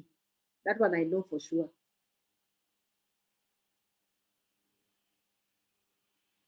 He will spend it on expensive alcohol.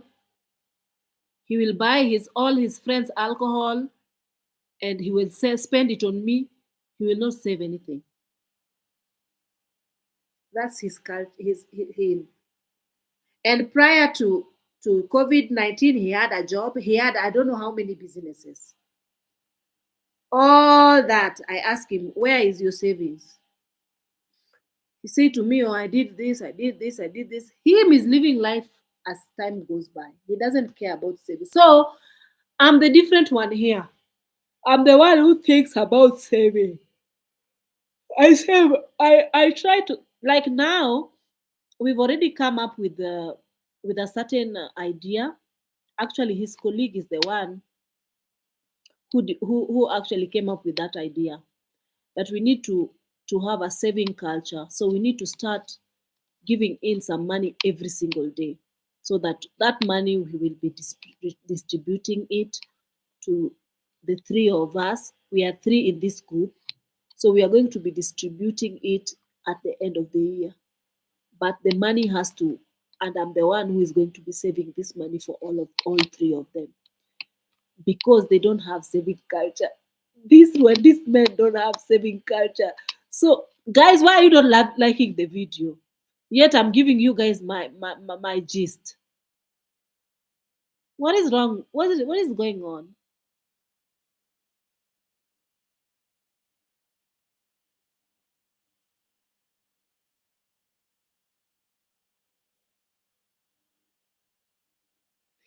Yeah, okay. Messi M is asking me, if he doesn't save any money, how then is he able to take care of his biological kids in Rwanda? Doesn't he send a little money to them? Yes, he does. When I say he doesn't save money, is like when he gets money, he sends it, he does this, he does this. The little that he has, sometimes he gives me, but when he gives me the money, I spend it towards eating food. We eat food. So we don't have, like, the business that we have, we don't have like extra to save. Let me just say that it's very less to save. But if we have a better, bigger business, then perhaps we could have more money to save. But as for now, his savings, he doesn't have savings. But I have a little bit of savings. I try to save.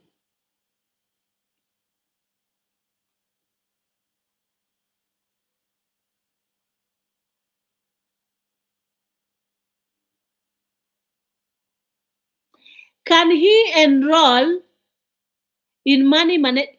You know, this one, I'm going to enroll him by purpose.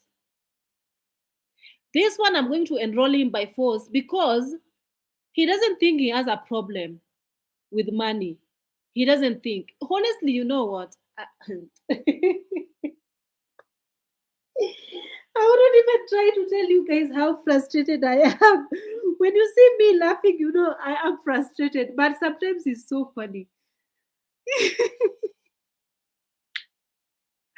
Honestly, this man, when this man have money, he feels like he's so restless until this money gets empty. Then he will be fine. This man likes to live expensive. He likes expensive things. He have taste for expensive things only. Hmm? He doesn't sometimes there was a time I was saving money here. I had a piggy bank over here. See what I have. Let me show you. You see this? I have this piggy bank. So I told him, be putting money here every single day. Because I bought this one, I got it for him. I told him, this is for you to be putting money. This man be putting money by the end of the week. There is no money in here. He said,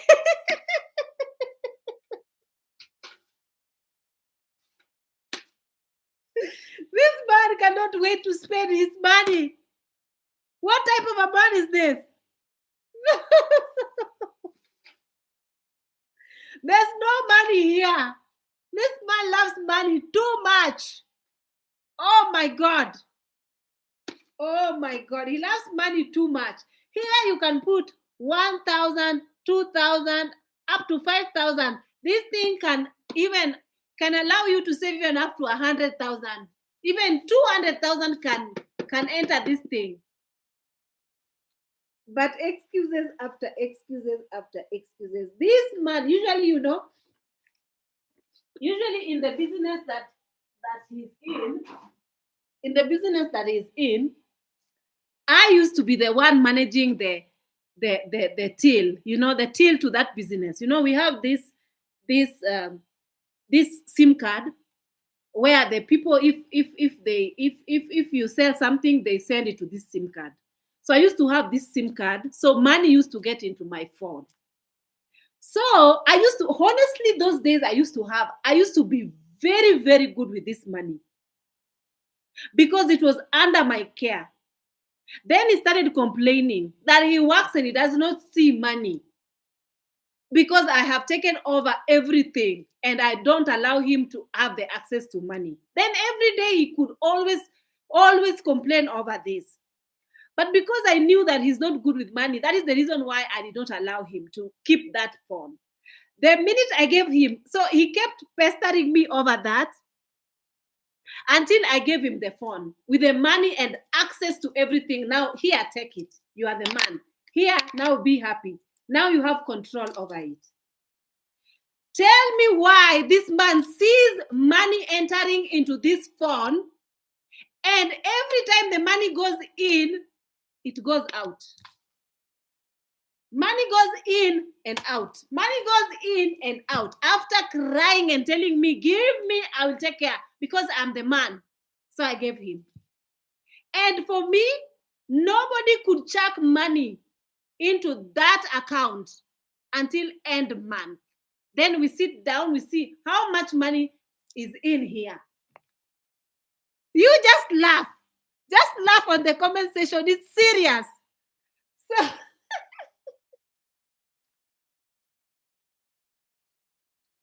what the kind of a person I'm married to, man? So I told him, we started having a fight. We fight over this. Because I am good with money. Honestly, even my small business, end month, I have money, you know? And this money is still in this business because this is my main income. This business, the money I used to buy products, I used to pay the rent, I pay my worker with this money, and then also I do what? I have savings remaining from this money. At least per month I have a 10,000 remaining from my business money so that I save 10,000 every month. And for him, when the end month comes, he has zero.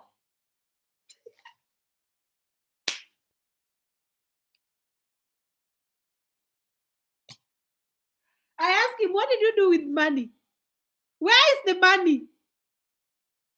Well, he said to me, but I did this and I did this and I did this and we drink it and we buy this and this was your birthday, honey, and I did this with your birthday. Okay, my birthday he did well. My birthday he bought me a gift.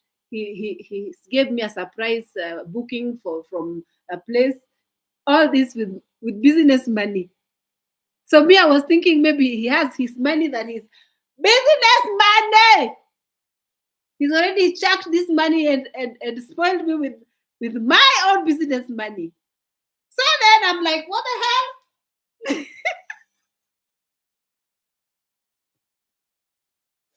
I told him, what do you mean? The business money, you use it. Okay, so then he said, where do you want me to get the money? This is the business we are running together. And I tell him, you're so bad with money. You're bad with money, you know? So I told him, you need to take extra shifts. You need to start waking up at 6 a.m. to go to work so that you can take extra clients. And then you need to work extra hard.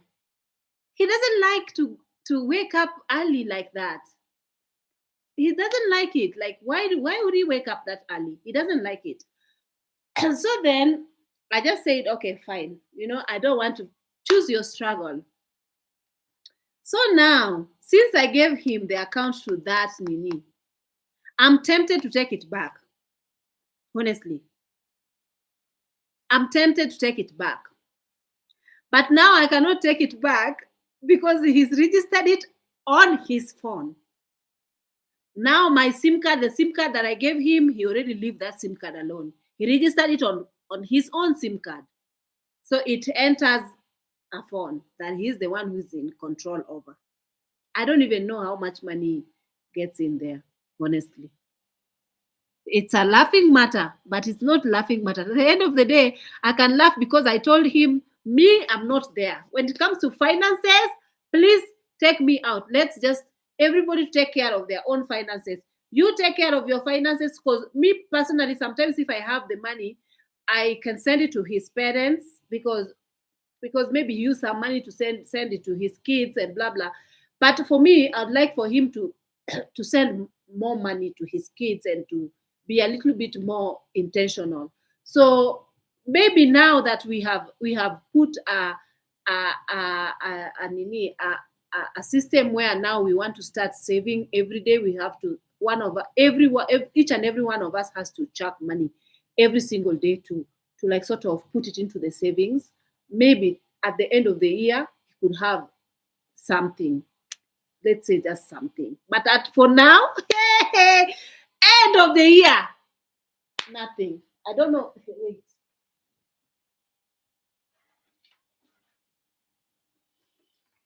I was hiding some money here. Wait, I was hiding some money here.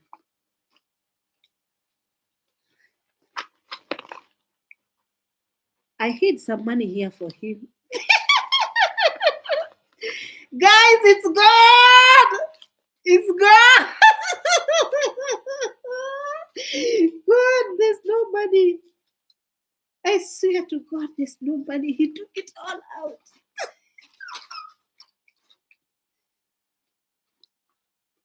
What the hell, this man? There's nothing. I was hiding some money here.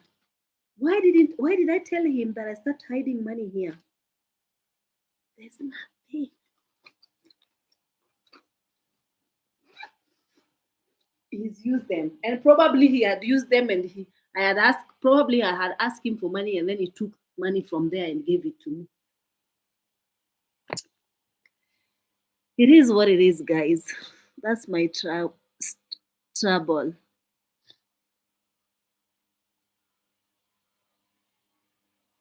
Let me read from you guys. Angelina, if you married a rich man, he probably would. Okay, I've read that one. I've read that one. I've read that one. I've read that one. If he doesn't have any money, I've read that one.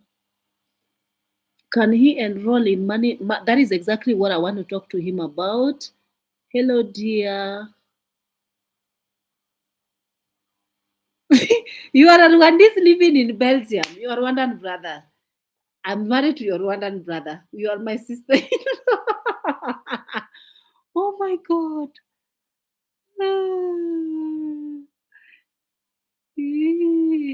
You are you hey.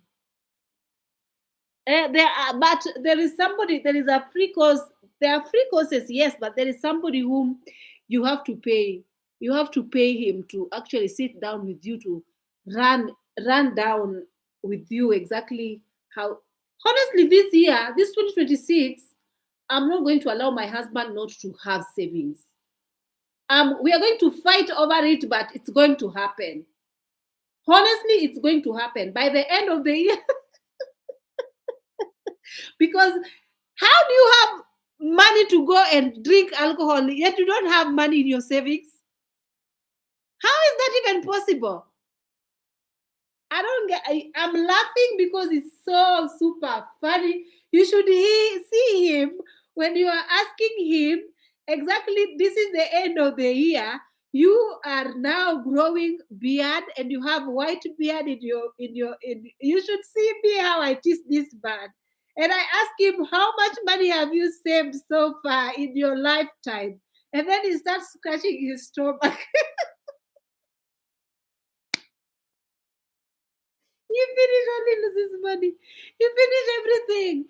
He sees he cannot see money with his own eyes. If he sees even 20,000, oh my God, he runs crazy. That money will be out. And when that money is out, you will never see that money again. That is just him for you. Since I know this man, he sees money, he goes crazy. He has to spend this money. I told him, wewe umerogwa wewe. You, somebody must have bewitched you not to see money in your hand. Because tell me why.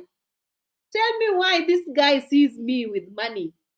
I don't know how he's realized that I have money. Then he starts telling me, we have to do this. I told him, you, I know you when it comes to money. So right now he doesn't know how much I have. I cannot even dare show him. Because me, I'm saving money. I'm saving my money in money market fund. I'm saving my money. I removed my money in the bank account. I have only just small money. Like the account that receives my money, I put my money in account, but then I check it from that bank account and put it direct to my money market fund. So that the money that does not just sit and not bring in interest. So in the money market fund, at least the money is accumulating some interest. So I told him long time ago, since we started dating, let's save some money. Me, honestly, I save me and saving culture. I save money. It's just that I'll be honest also with me because I was conned. I was conned some money, like 126,000. How much is that in US dollars? Is it almost like it's almost it's almost $800, almost $800 to $900. I got conned. I got scammed, and that scam, I was scammed by these ladies. They were my clients, and they were always coming in my shop. And this time, I had this Barclays Bank account, and I had the app on my phone. So these ladies, they were always frequent clients. And then I think they were just walking around seeing. And then, guys, people see you with an iPhone, they automatically know that you have money. So these ladies, they saw me, I was using the iPhone. So every time they are coming to my shop, they were always doing something on their phone, doing like they're saying they are doing trading. They're doing Bitcoin, something trading. So I kept getting interested because they were my clients. So every time they came like how many times, like in a week, they were always coming in my shop because in my shop I had internet. So they were always saying, you have good internet here. Can we use this internet? Not knowing that. Give me one minute.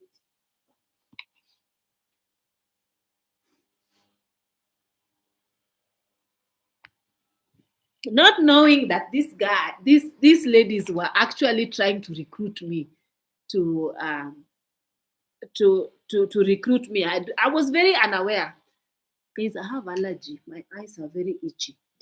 So these ladies were like, every time they are like, oh, you can withdraw this money. So they were talking, the two of them.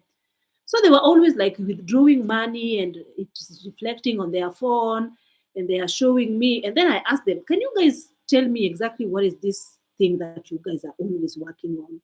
And it seems like it's making you guys money. I'm also looking forward to find some online job so that I can work remotely. Auntie, oh, it's very easy. You can join, blah, blah. This Ponzi scheme. You know these Ponzi schemes?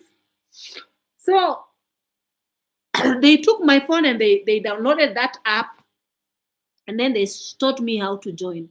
And then they told me that I have to get money from Binance. I have to like sort of send some urgent money so that they can buy for me some shares in Binance, and then from Binance it can be transferred into this app that they have they have downloaded and installed in my phone. So they show me how this app works, how you can trade, how you do things, how blah blah blah. And there's a lot of traffic, a lot of people are actually investing, and you can see money and everything. Not knowing that these people whom they are showing are their people that are actually acting to encourage other people to join. So me, I joined the first time I put like 100 and something US dollars because you are only investing in that place in USD. The first time I put 100 and something USD, and then they told me that the more you keep playing, the more you keep adding. So they were keep coming in my shop. Then one day my husband realized this woman, and then he was asking me, I keep seeing you with this woman. Can you tell me what's the deal with this woman? Because she's always coming here, dressing nicely with suits, like with office and carrying books. Can you tell me about this woman? What is with this woman? And then I told him, actually, this woman has shown me this certain place where you make money. Then he asked me, tell me more about it. I told him. He told me, Mario, this thing already have a lot of people in Rwanda. They got scammed. There's one lady who sold their car to enter money into these apps, and then it's the same app. They come to other countries and then they change the name. It's the same Ponzi scheme that always take money from people. After they've collected enough money, they close it. They go kaput. Then I told my husband, you are enemy of progress. You don't even want me to progress in this life. Me, I will continue. So, so I continue. I told him, you are enemy. I told him, don't tell me, don't discourage me. Then this lady told me to put more money. I put money there until it reached $900. They were telling me to put more. Almost, I put almost $1,000+. They were asking me, I was ready to put 1,000.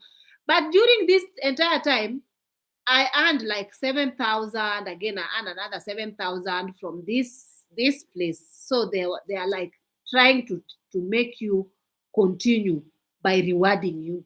So I managed to withdraw like 14,000. Then when you withdraw, they again tell you to put more. My friend, my money was gone. After putting this $900, the thing went kaput. All that money went just like that. So my husband was like, I told you. Did I tell you this thing was in Rwanda and so many people lost money? Did I tell you? Now see, you didn't listen to me. So again, it's not just him. Me, these are the money that I was saving. This is the money that I had been saving, remember? And this was not my main money. This was the money that I had been saving. And then I had also been saving other money, yeah? So the money that I was saving with Barclays Bank, with Cooperative Barclays Bank, I think. Is it Barclays Bank or Kenya Commercial Bank? Something like that.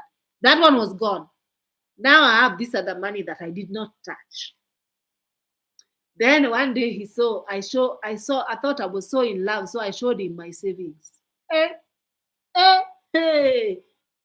If you want to be safe as a woman, do not show your husband your savings for them to see the balance in your account. You will cry in the toilet. There's a lot of ideas after that. They are telling you, it's good to do this, let's do this, let's do this. After that, now you remain crying. Then they also tell you, can you borrow me some money? I will return. When it's day for them to return, they tell you, how can you ask your husband to return money? How can you ask your husband? Am I your husband? Why do you ask me? You tell me to refund you money. I tell him, Denny, I had any Denny. When you tell somebody, specifically tell them, can you borrow me some money? I will refund. You need to honor your words and refund the money. If you are my husband, does not mean that you lend me money and I don't return. That is unethical. You have to lend something and return with interest. So from nowadays, he does not ask me, because if he dare tell me, give me money, I will return. I will not give it, because I learned from experience. He will not give it back. So if you give him, just know that you've just given him. Don't expect that money back, because it's not going to come back. Someone is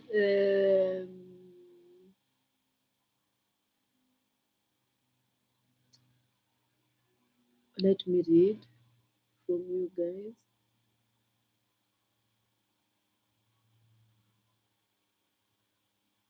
Yes, financial literacy, my friend.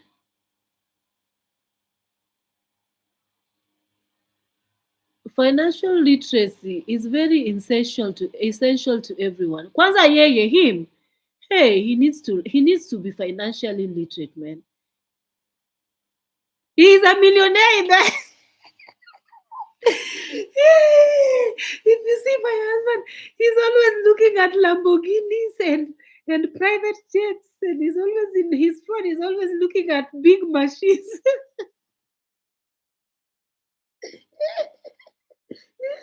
And he's always telling me, one day I will buy you this car. And he's telling me he will buy me that car with zero balance in his account. I tell him, when my love, when you are already getting old, you have white mashavus.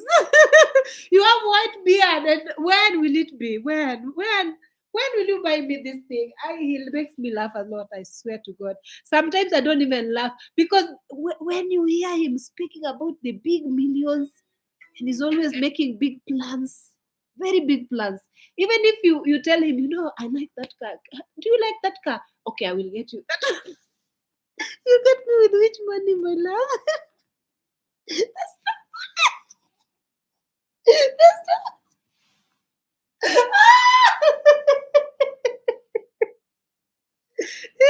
This money, this husband is funny, I swear to God. I always laugh. Sometimes he says these things, and then I feel like you should not say these things in front of people because he's always telling me these things in front of people. But if he has money, even if you point on like a dress or something that you like, and maybe he was driving, and you say you you like this money, even sometimes Safaricom, they give Kenyans money on credit. This Safaricom, you can actually get something called Fuliza. It's a credit, like you will borrow money from them. So I tell him, I like that dress. I swear, if you say to him you like something, he will borrow money from Safaricom and buy for you. He will take police. He'll take police and then buy it for you. And then these police people are always on your neck regarding the that you buy. He said to you, "Oh, you like that one? Okay, I'll get it for you." Then he will go and get it for you. Even if it is on credit, he's going to get it for you. I saw my husband is funny. But he's just like that, man. He's just like that. You need to give you the money to put in there. Uh, I will start. Starting January 1st. There's going to be a big fight in this house. I am going to take away the right for him to own the money, to be in control of the money, because he's misusing the money. He's shown me several times that he's not capable of handling finances. So I'm not going to give him the right to take care of the finances. That thing of I'm the man, you should. He's not gonna work with me now. He's not gonna work. I'm going to tell him, okay, you are the man. January to December, show me where's the savings. You're the man, right? And then I show you. Of course, I'm not going to show him the savings. I'm going to tell him, like, I have saved. Like, even right now, emergency comes, I'm safe. What about you? What about where is the money that you've saved from that time? He will tell me it's already gone towards fixing the car. Okay, take the car and sell it. Then get your money back then. So of course the car will be these men, why do they value car? Like something a car. Like a car needs to be smart, need to look clean. He takes care of the car like oh my God, I don't understand this man. Me, I'm okay driving in a matatu. Honestly, I'm okay. But for him, my husband works like this when he has to walk on foot. He doesn't like to test to step on the dirt. He doesn't like this reddish man.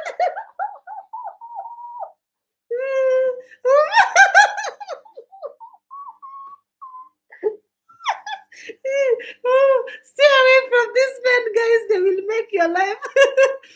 It's funny because, guys, it's not that I'm laughing because I'm in pain. I'm genuinely happy that he met somebody who is capable of even making him to live comfortable life, because honestly my husband loves a very comfortable life. He doesn't like to sweat, he doesn't like to suffer, he doesn't like to like sort of take matatus. He hates matatus, you know, because he all his life he's always been driving. Even if it was driving a car that he's just a driver, he's been employed to drive. So long as he's driving a V8 and it's his boss's car, he's used to driving this V8. So now he's coming to Kenya, he's taking matatus. He's so uncomfortable. You should see his face in a matatu. So I'm just like, man, where is your car? Your car. Your car, not my, your. Oh my God, then it says, I will buy my car. One of these days, I will buy my car. It's always just one of these days. It's in his head. He's a millionaire in the head, man. And I don't want to like sort of dim his dream and dim his candle. But money does not grow. You don't just wake up and become a millionaire. You have to start having a habit of working towards being a millionaire. You have to start having a financial literacy. You have to start saving, even if it is little. You have to tuck money away somewhere that is just sitting there, even if it is you just like put it there, or even if it is you hide it away from your wife, but it's money that is tucked in somewhere, so that one day emergency arises, you say, oh, wait a minute, I've been saving some money here. That culture does not belong to in this man's blood. He will give you money to his last coin. You will ask him for money. Babe, can I have 1,000, Bob? Do you have any money? He say, yeah, I'll get you money. Then you are happy your husband has given you money. When you go back to the savings where you are saving money, you find there's no money.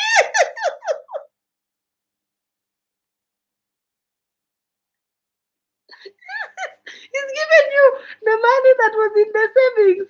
Then you are happy you have a husband. This is terrible. This is very terrible. You know, if my husband wins lottery, we are done. I swear to God, he's coming back. He's actually ringing the. He's. you had the on today. He came good boy. Today he's come back home early. He did not go to drink. Today he's come back home early. He did not go to drink because I had told him, if you dare come home drunk, I swear to God.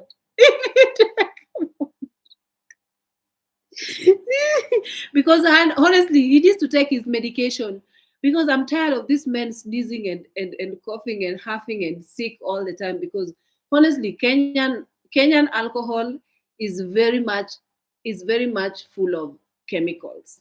So I'm not really surprised that he came to Kenya and he started getting ill, because I feel like the weather in Rwanda is different from Kenyan weather. I don't know. There's something, because he always complains to me and tells me, he here in Kenya, since he came here, there's just something in the atmosphere that he's not okay with.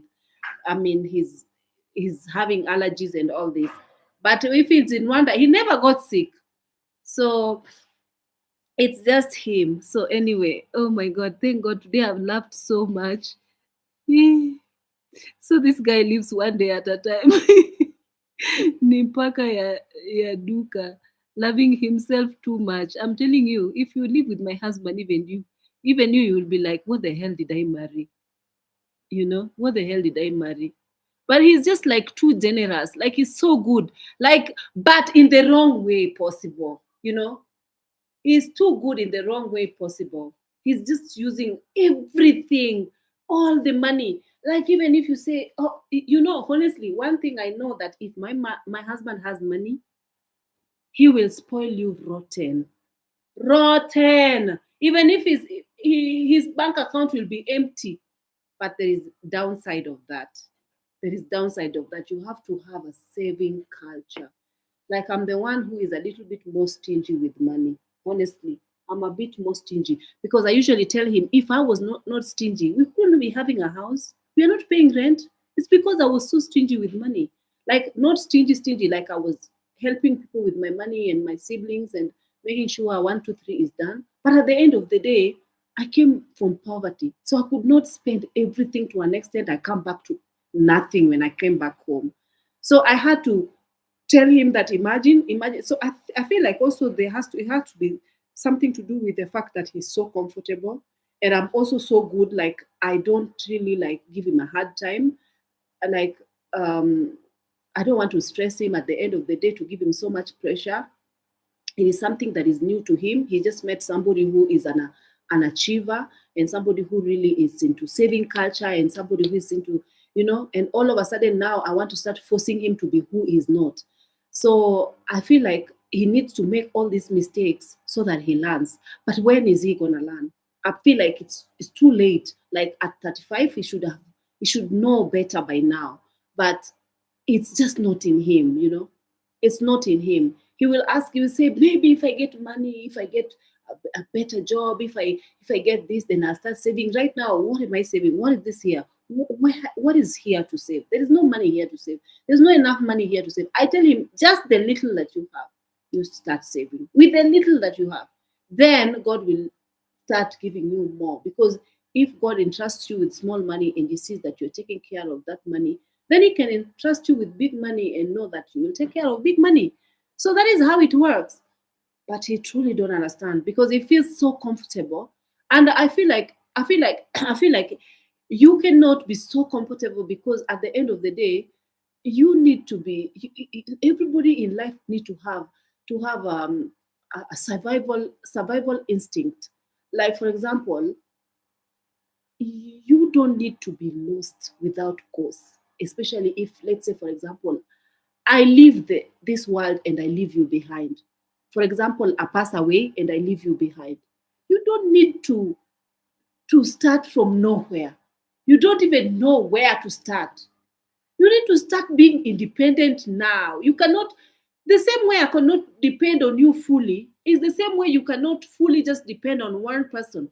You cannot just be comfortable to an extent you're like, habari.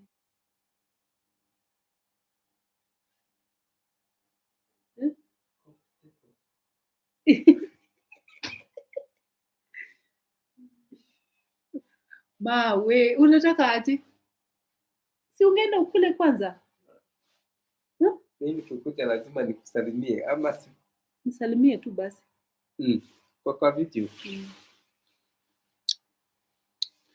Naongea na nani? Za watu wangu. Sorry. Sikuwa najua uko kwa nini hati. Kopi pesa umekuja naye? Kwa video call unaniibisha. Sasa nikulete. Leta pesa. Nataka ngapi? Count. Uko na ngapi leo? Utaharibu. He's brought me this. Acha kuharibu. He's brought me this one.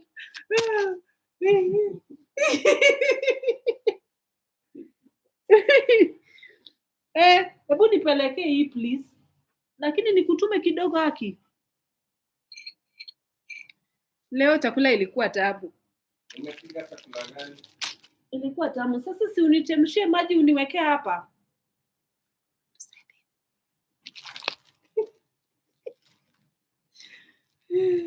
He brought me a gift. Umeniomba kitenge na mikono. Hii umeletea kina Kilian ama ni mimi?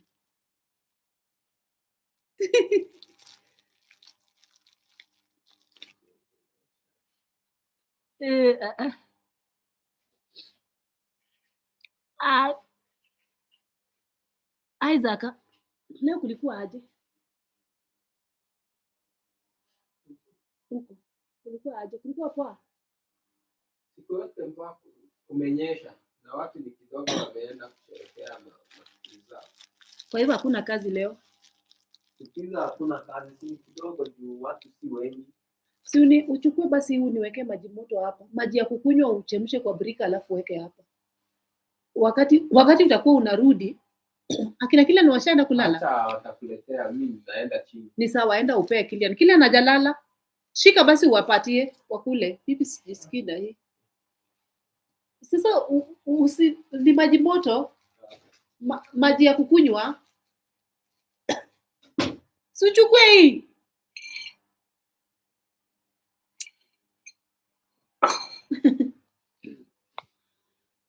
So guys, yes, he lives on day-to-day basis. Those things of saving he doesn't know. That's why we hear me asking him, you went to bring money, where is the money? Then he's laughing. You went to work today the whole day, where is money? Then he's laughing. Oh, you're saying, oh, Nairobi is polluted. Rwanda has forest plus Congo forest cleanse the atmosphere. Oh, air pollution. Okay. That's why that's why he gets more sick here than he is when he goes to Rwanda. If only he knows his subject of discussion. Thank God he doesn't understand English. So, but if he was understanding English, he would be listening to this video. Actually, he's gonna watch this video and put 1, 2, 3 together, and then say he will come to me and ask me, babe. So I heard you saying this in the video. What I heard you saying my husband. What did you say about your husband in the video? Then I will lie to him. I didn't say anything wrong, guys. Did I say anything wrong? Yeah, my husband is a very handsome man. He is. That one, that one give him. That one give him forever. He is.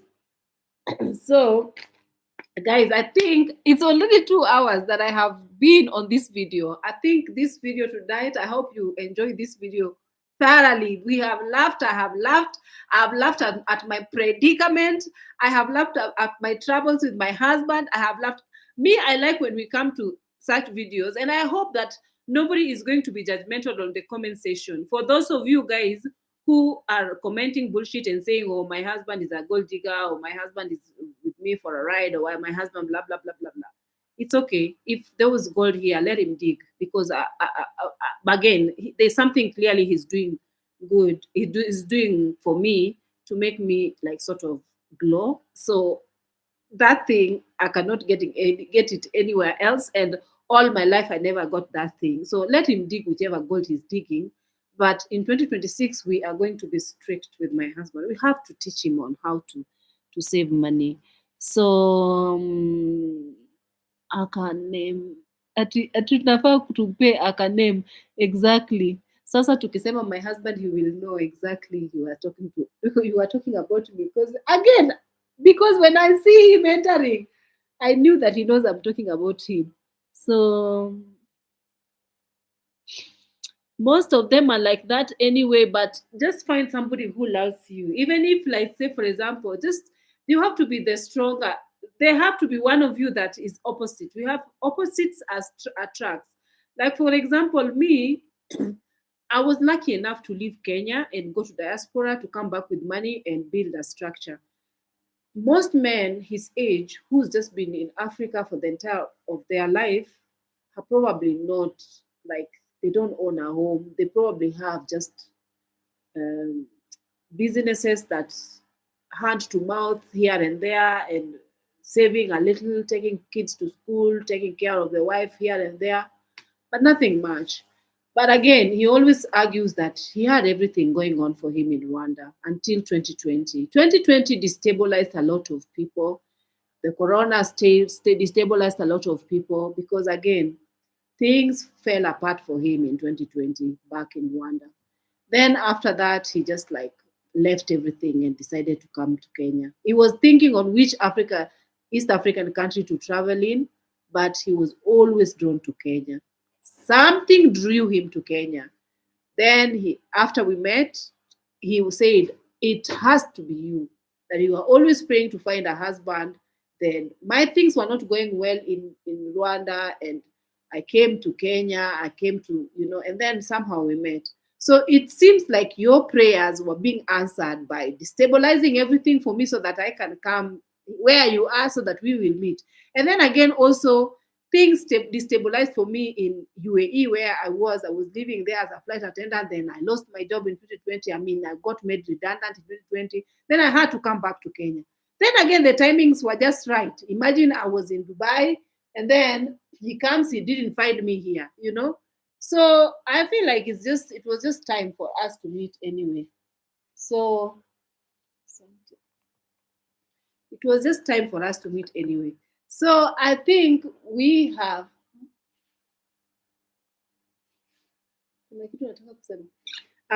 I think I'm done with this video. I'm done with this video. So I think I'll see you guys on my next one. Let me attend to him since he's come when I am still awake.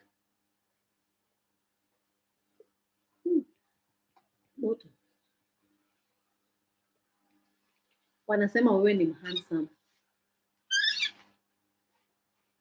Hakuna kitu utasema?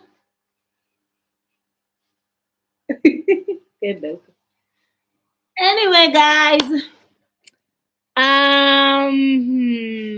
Yeah, I've told him and he was like, anyway, guys, see you on the next live. Have a lovely night. Bye. Bye, bye, bye, bye. Anyways, where can I end the live? Bye.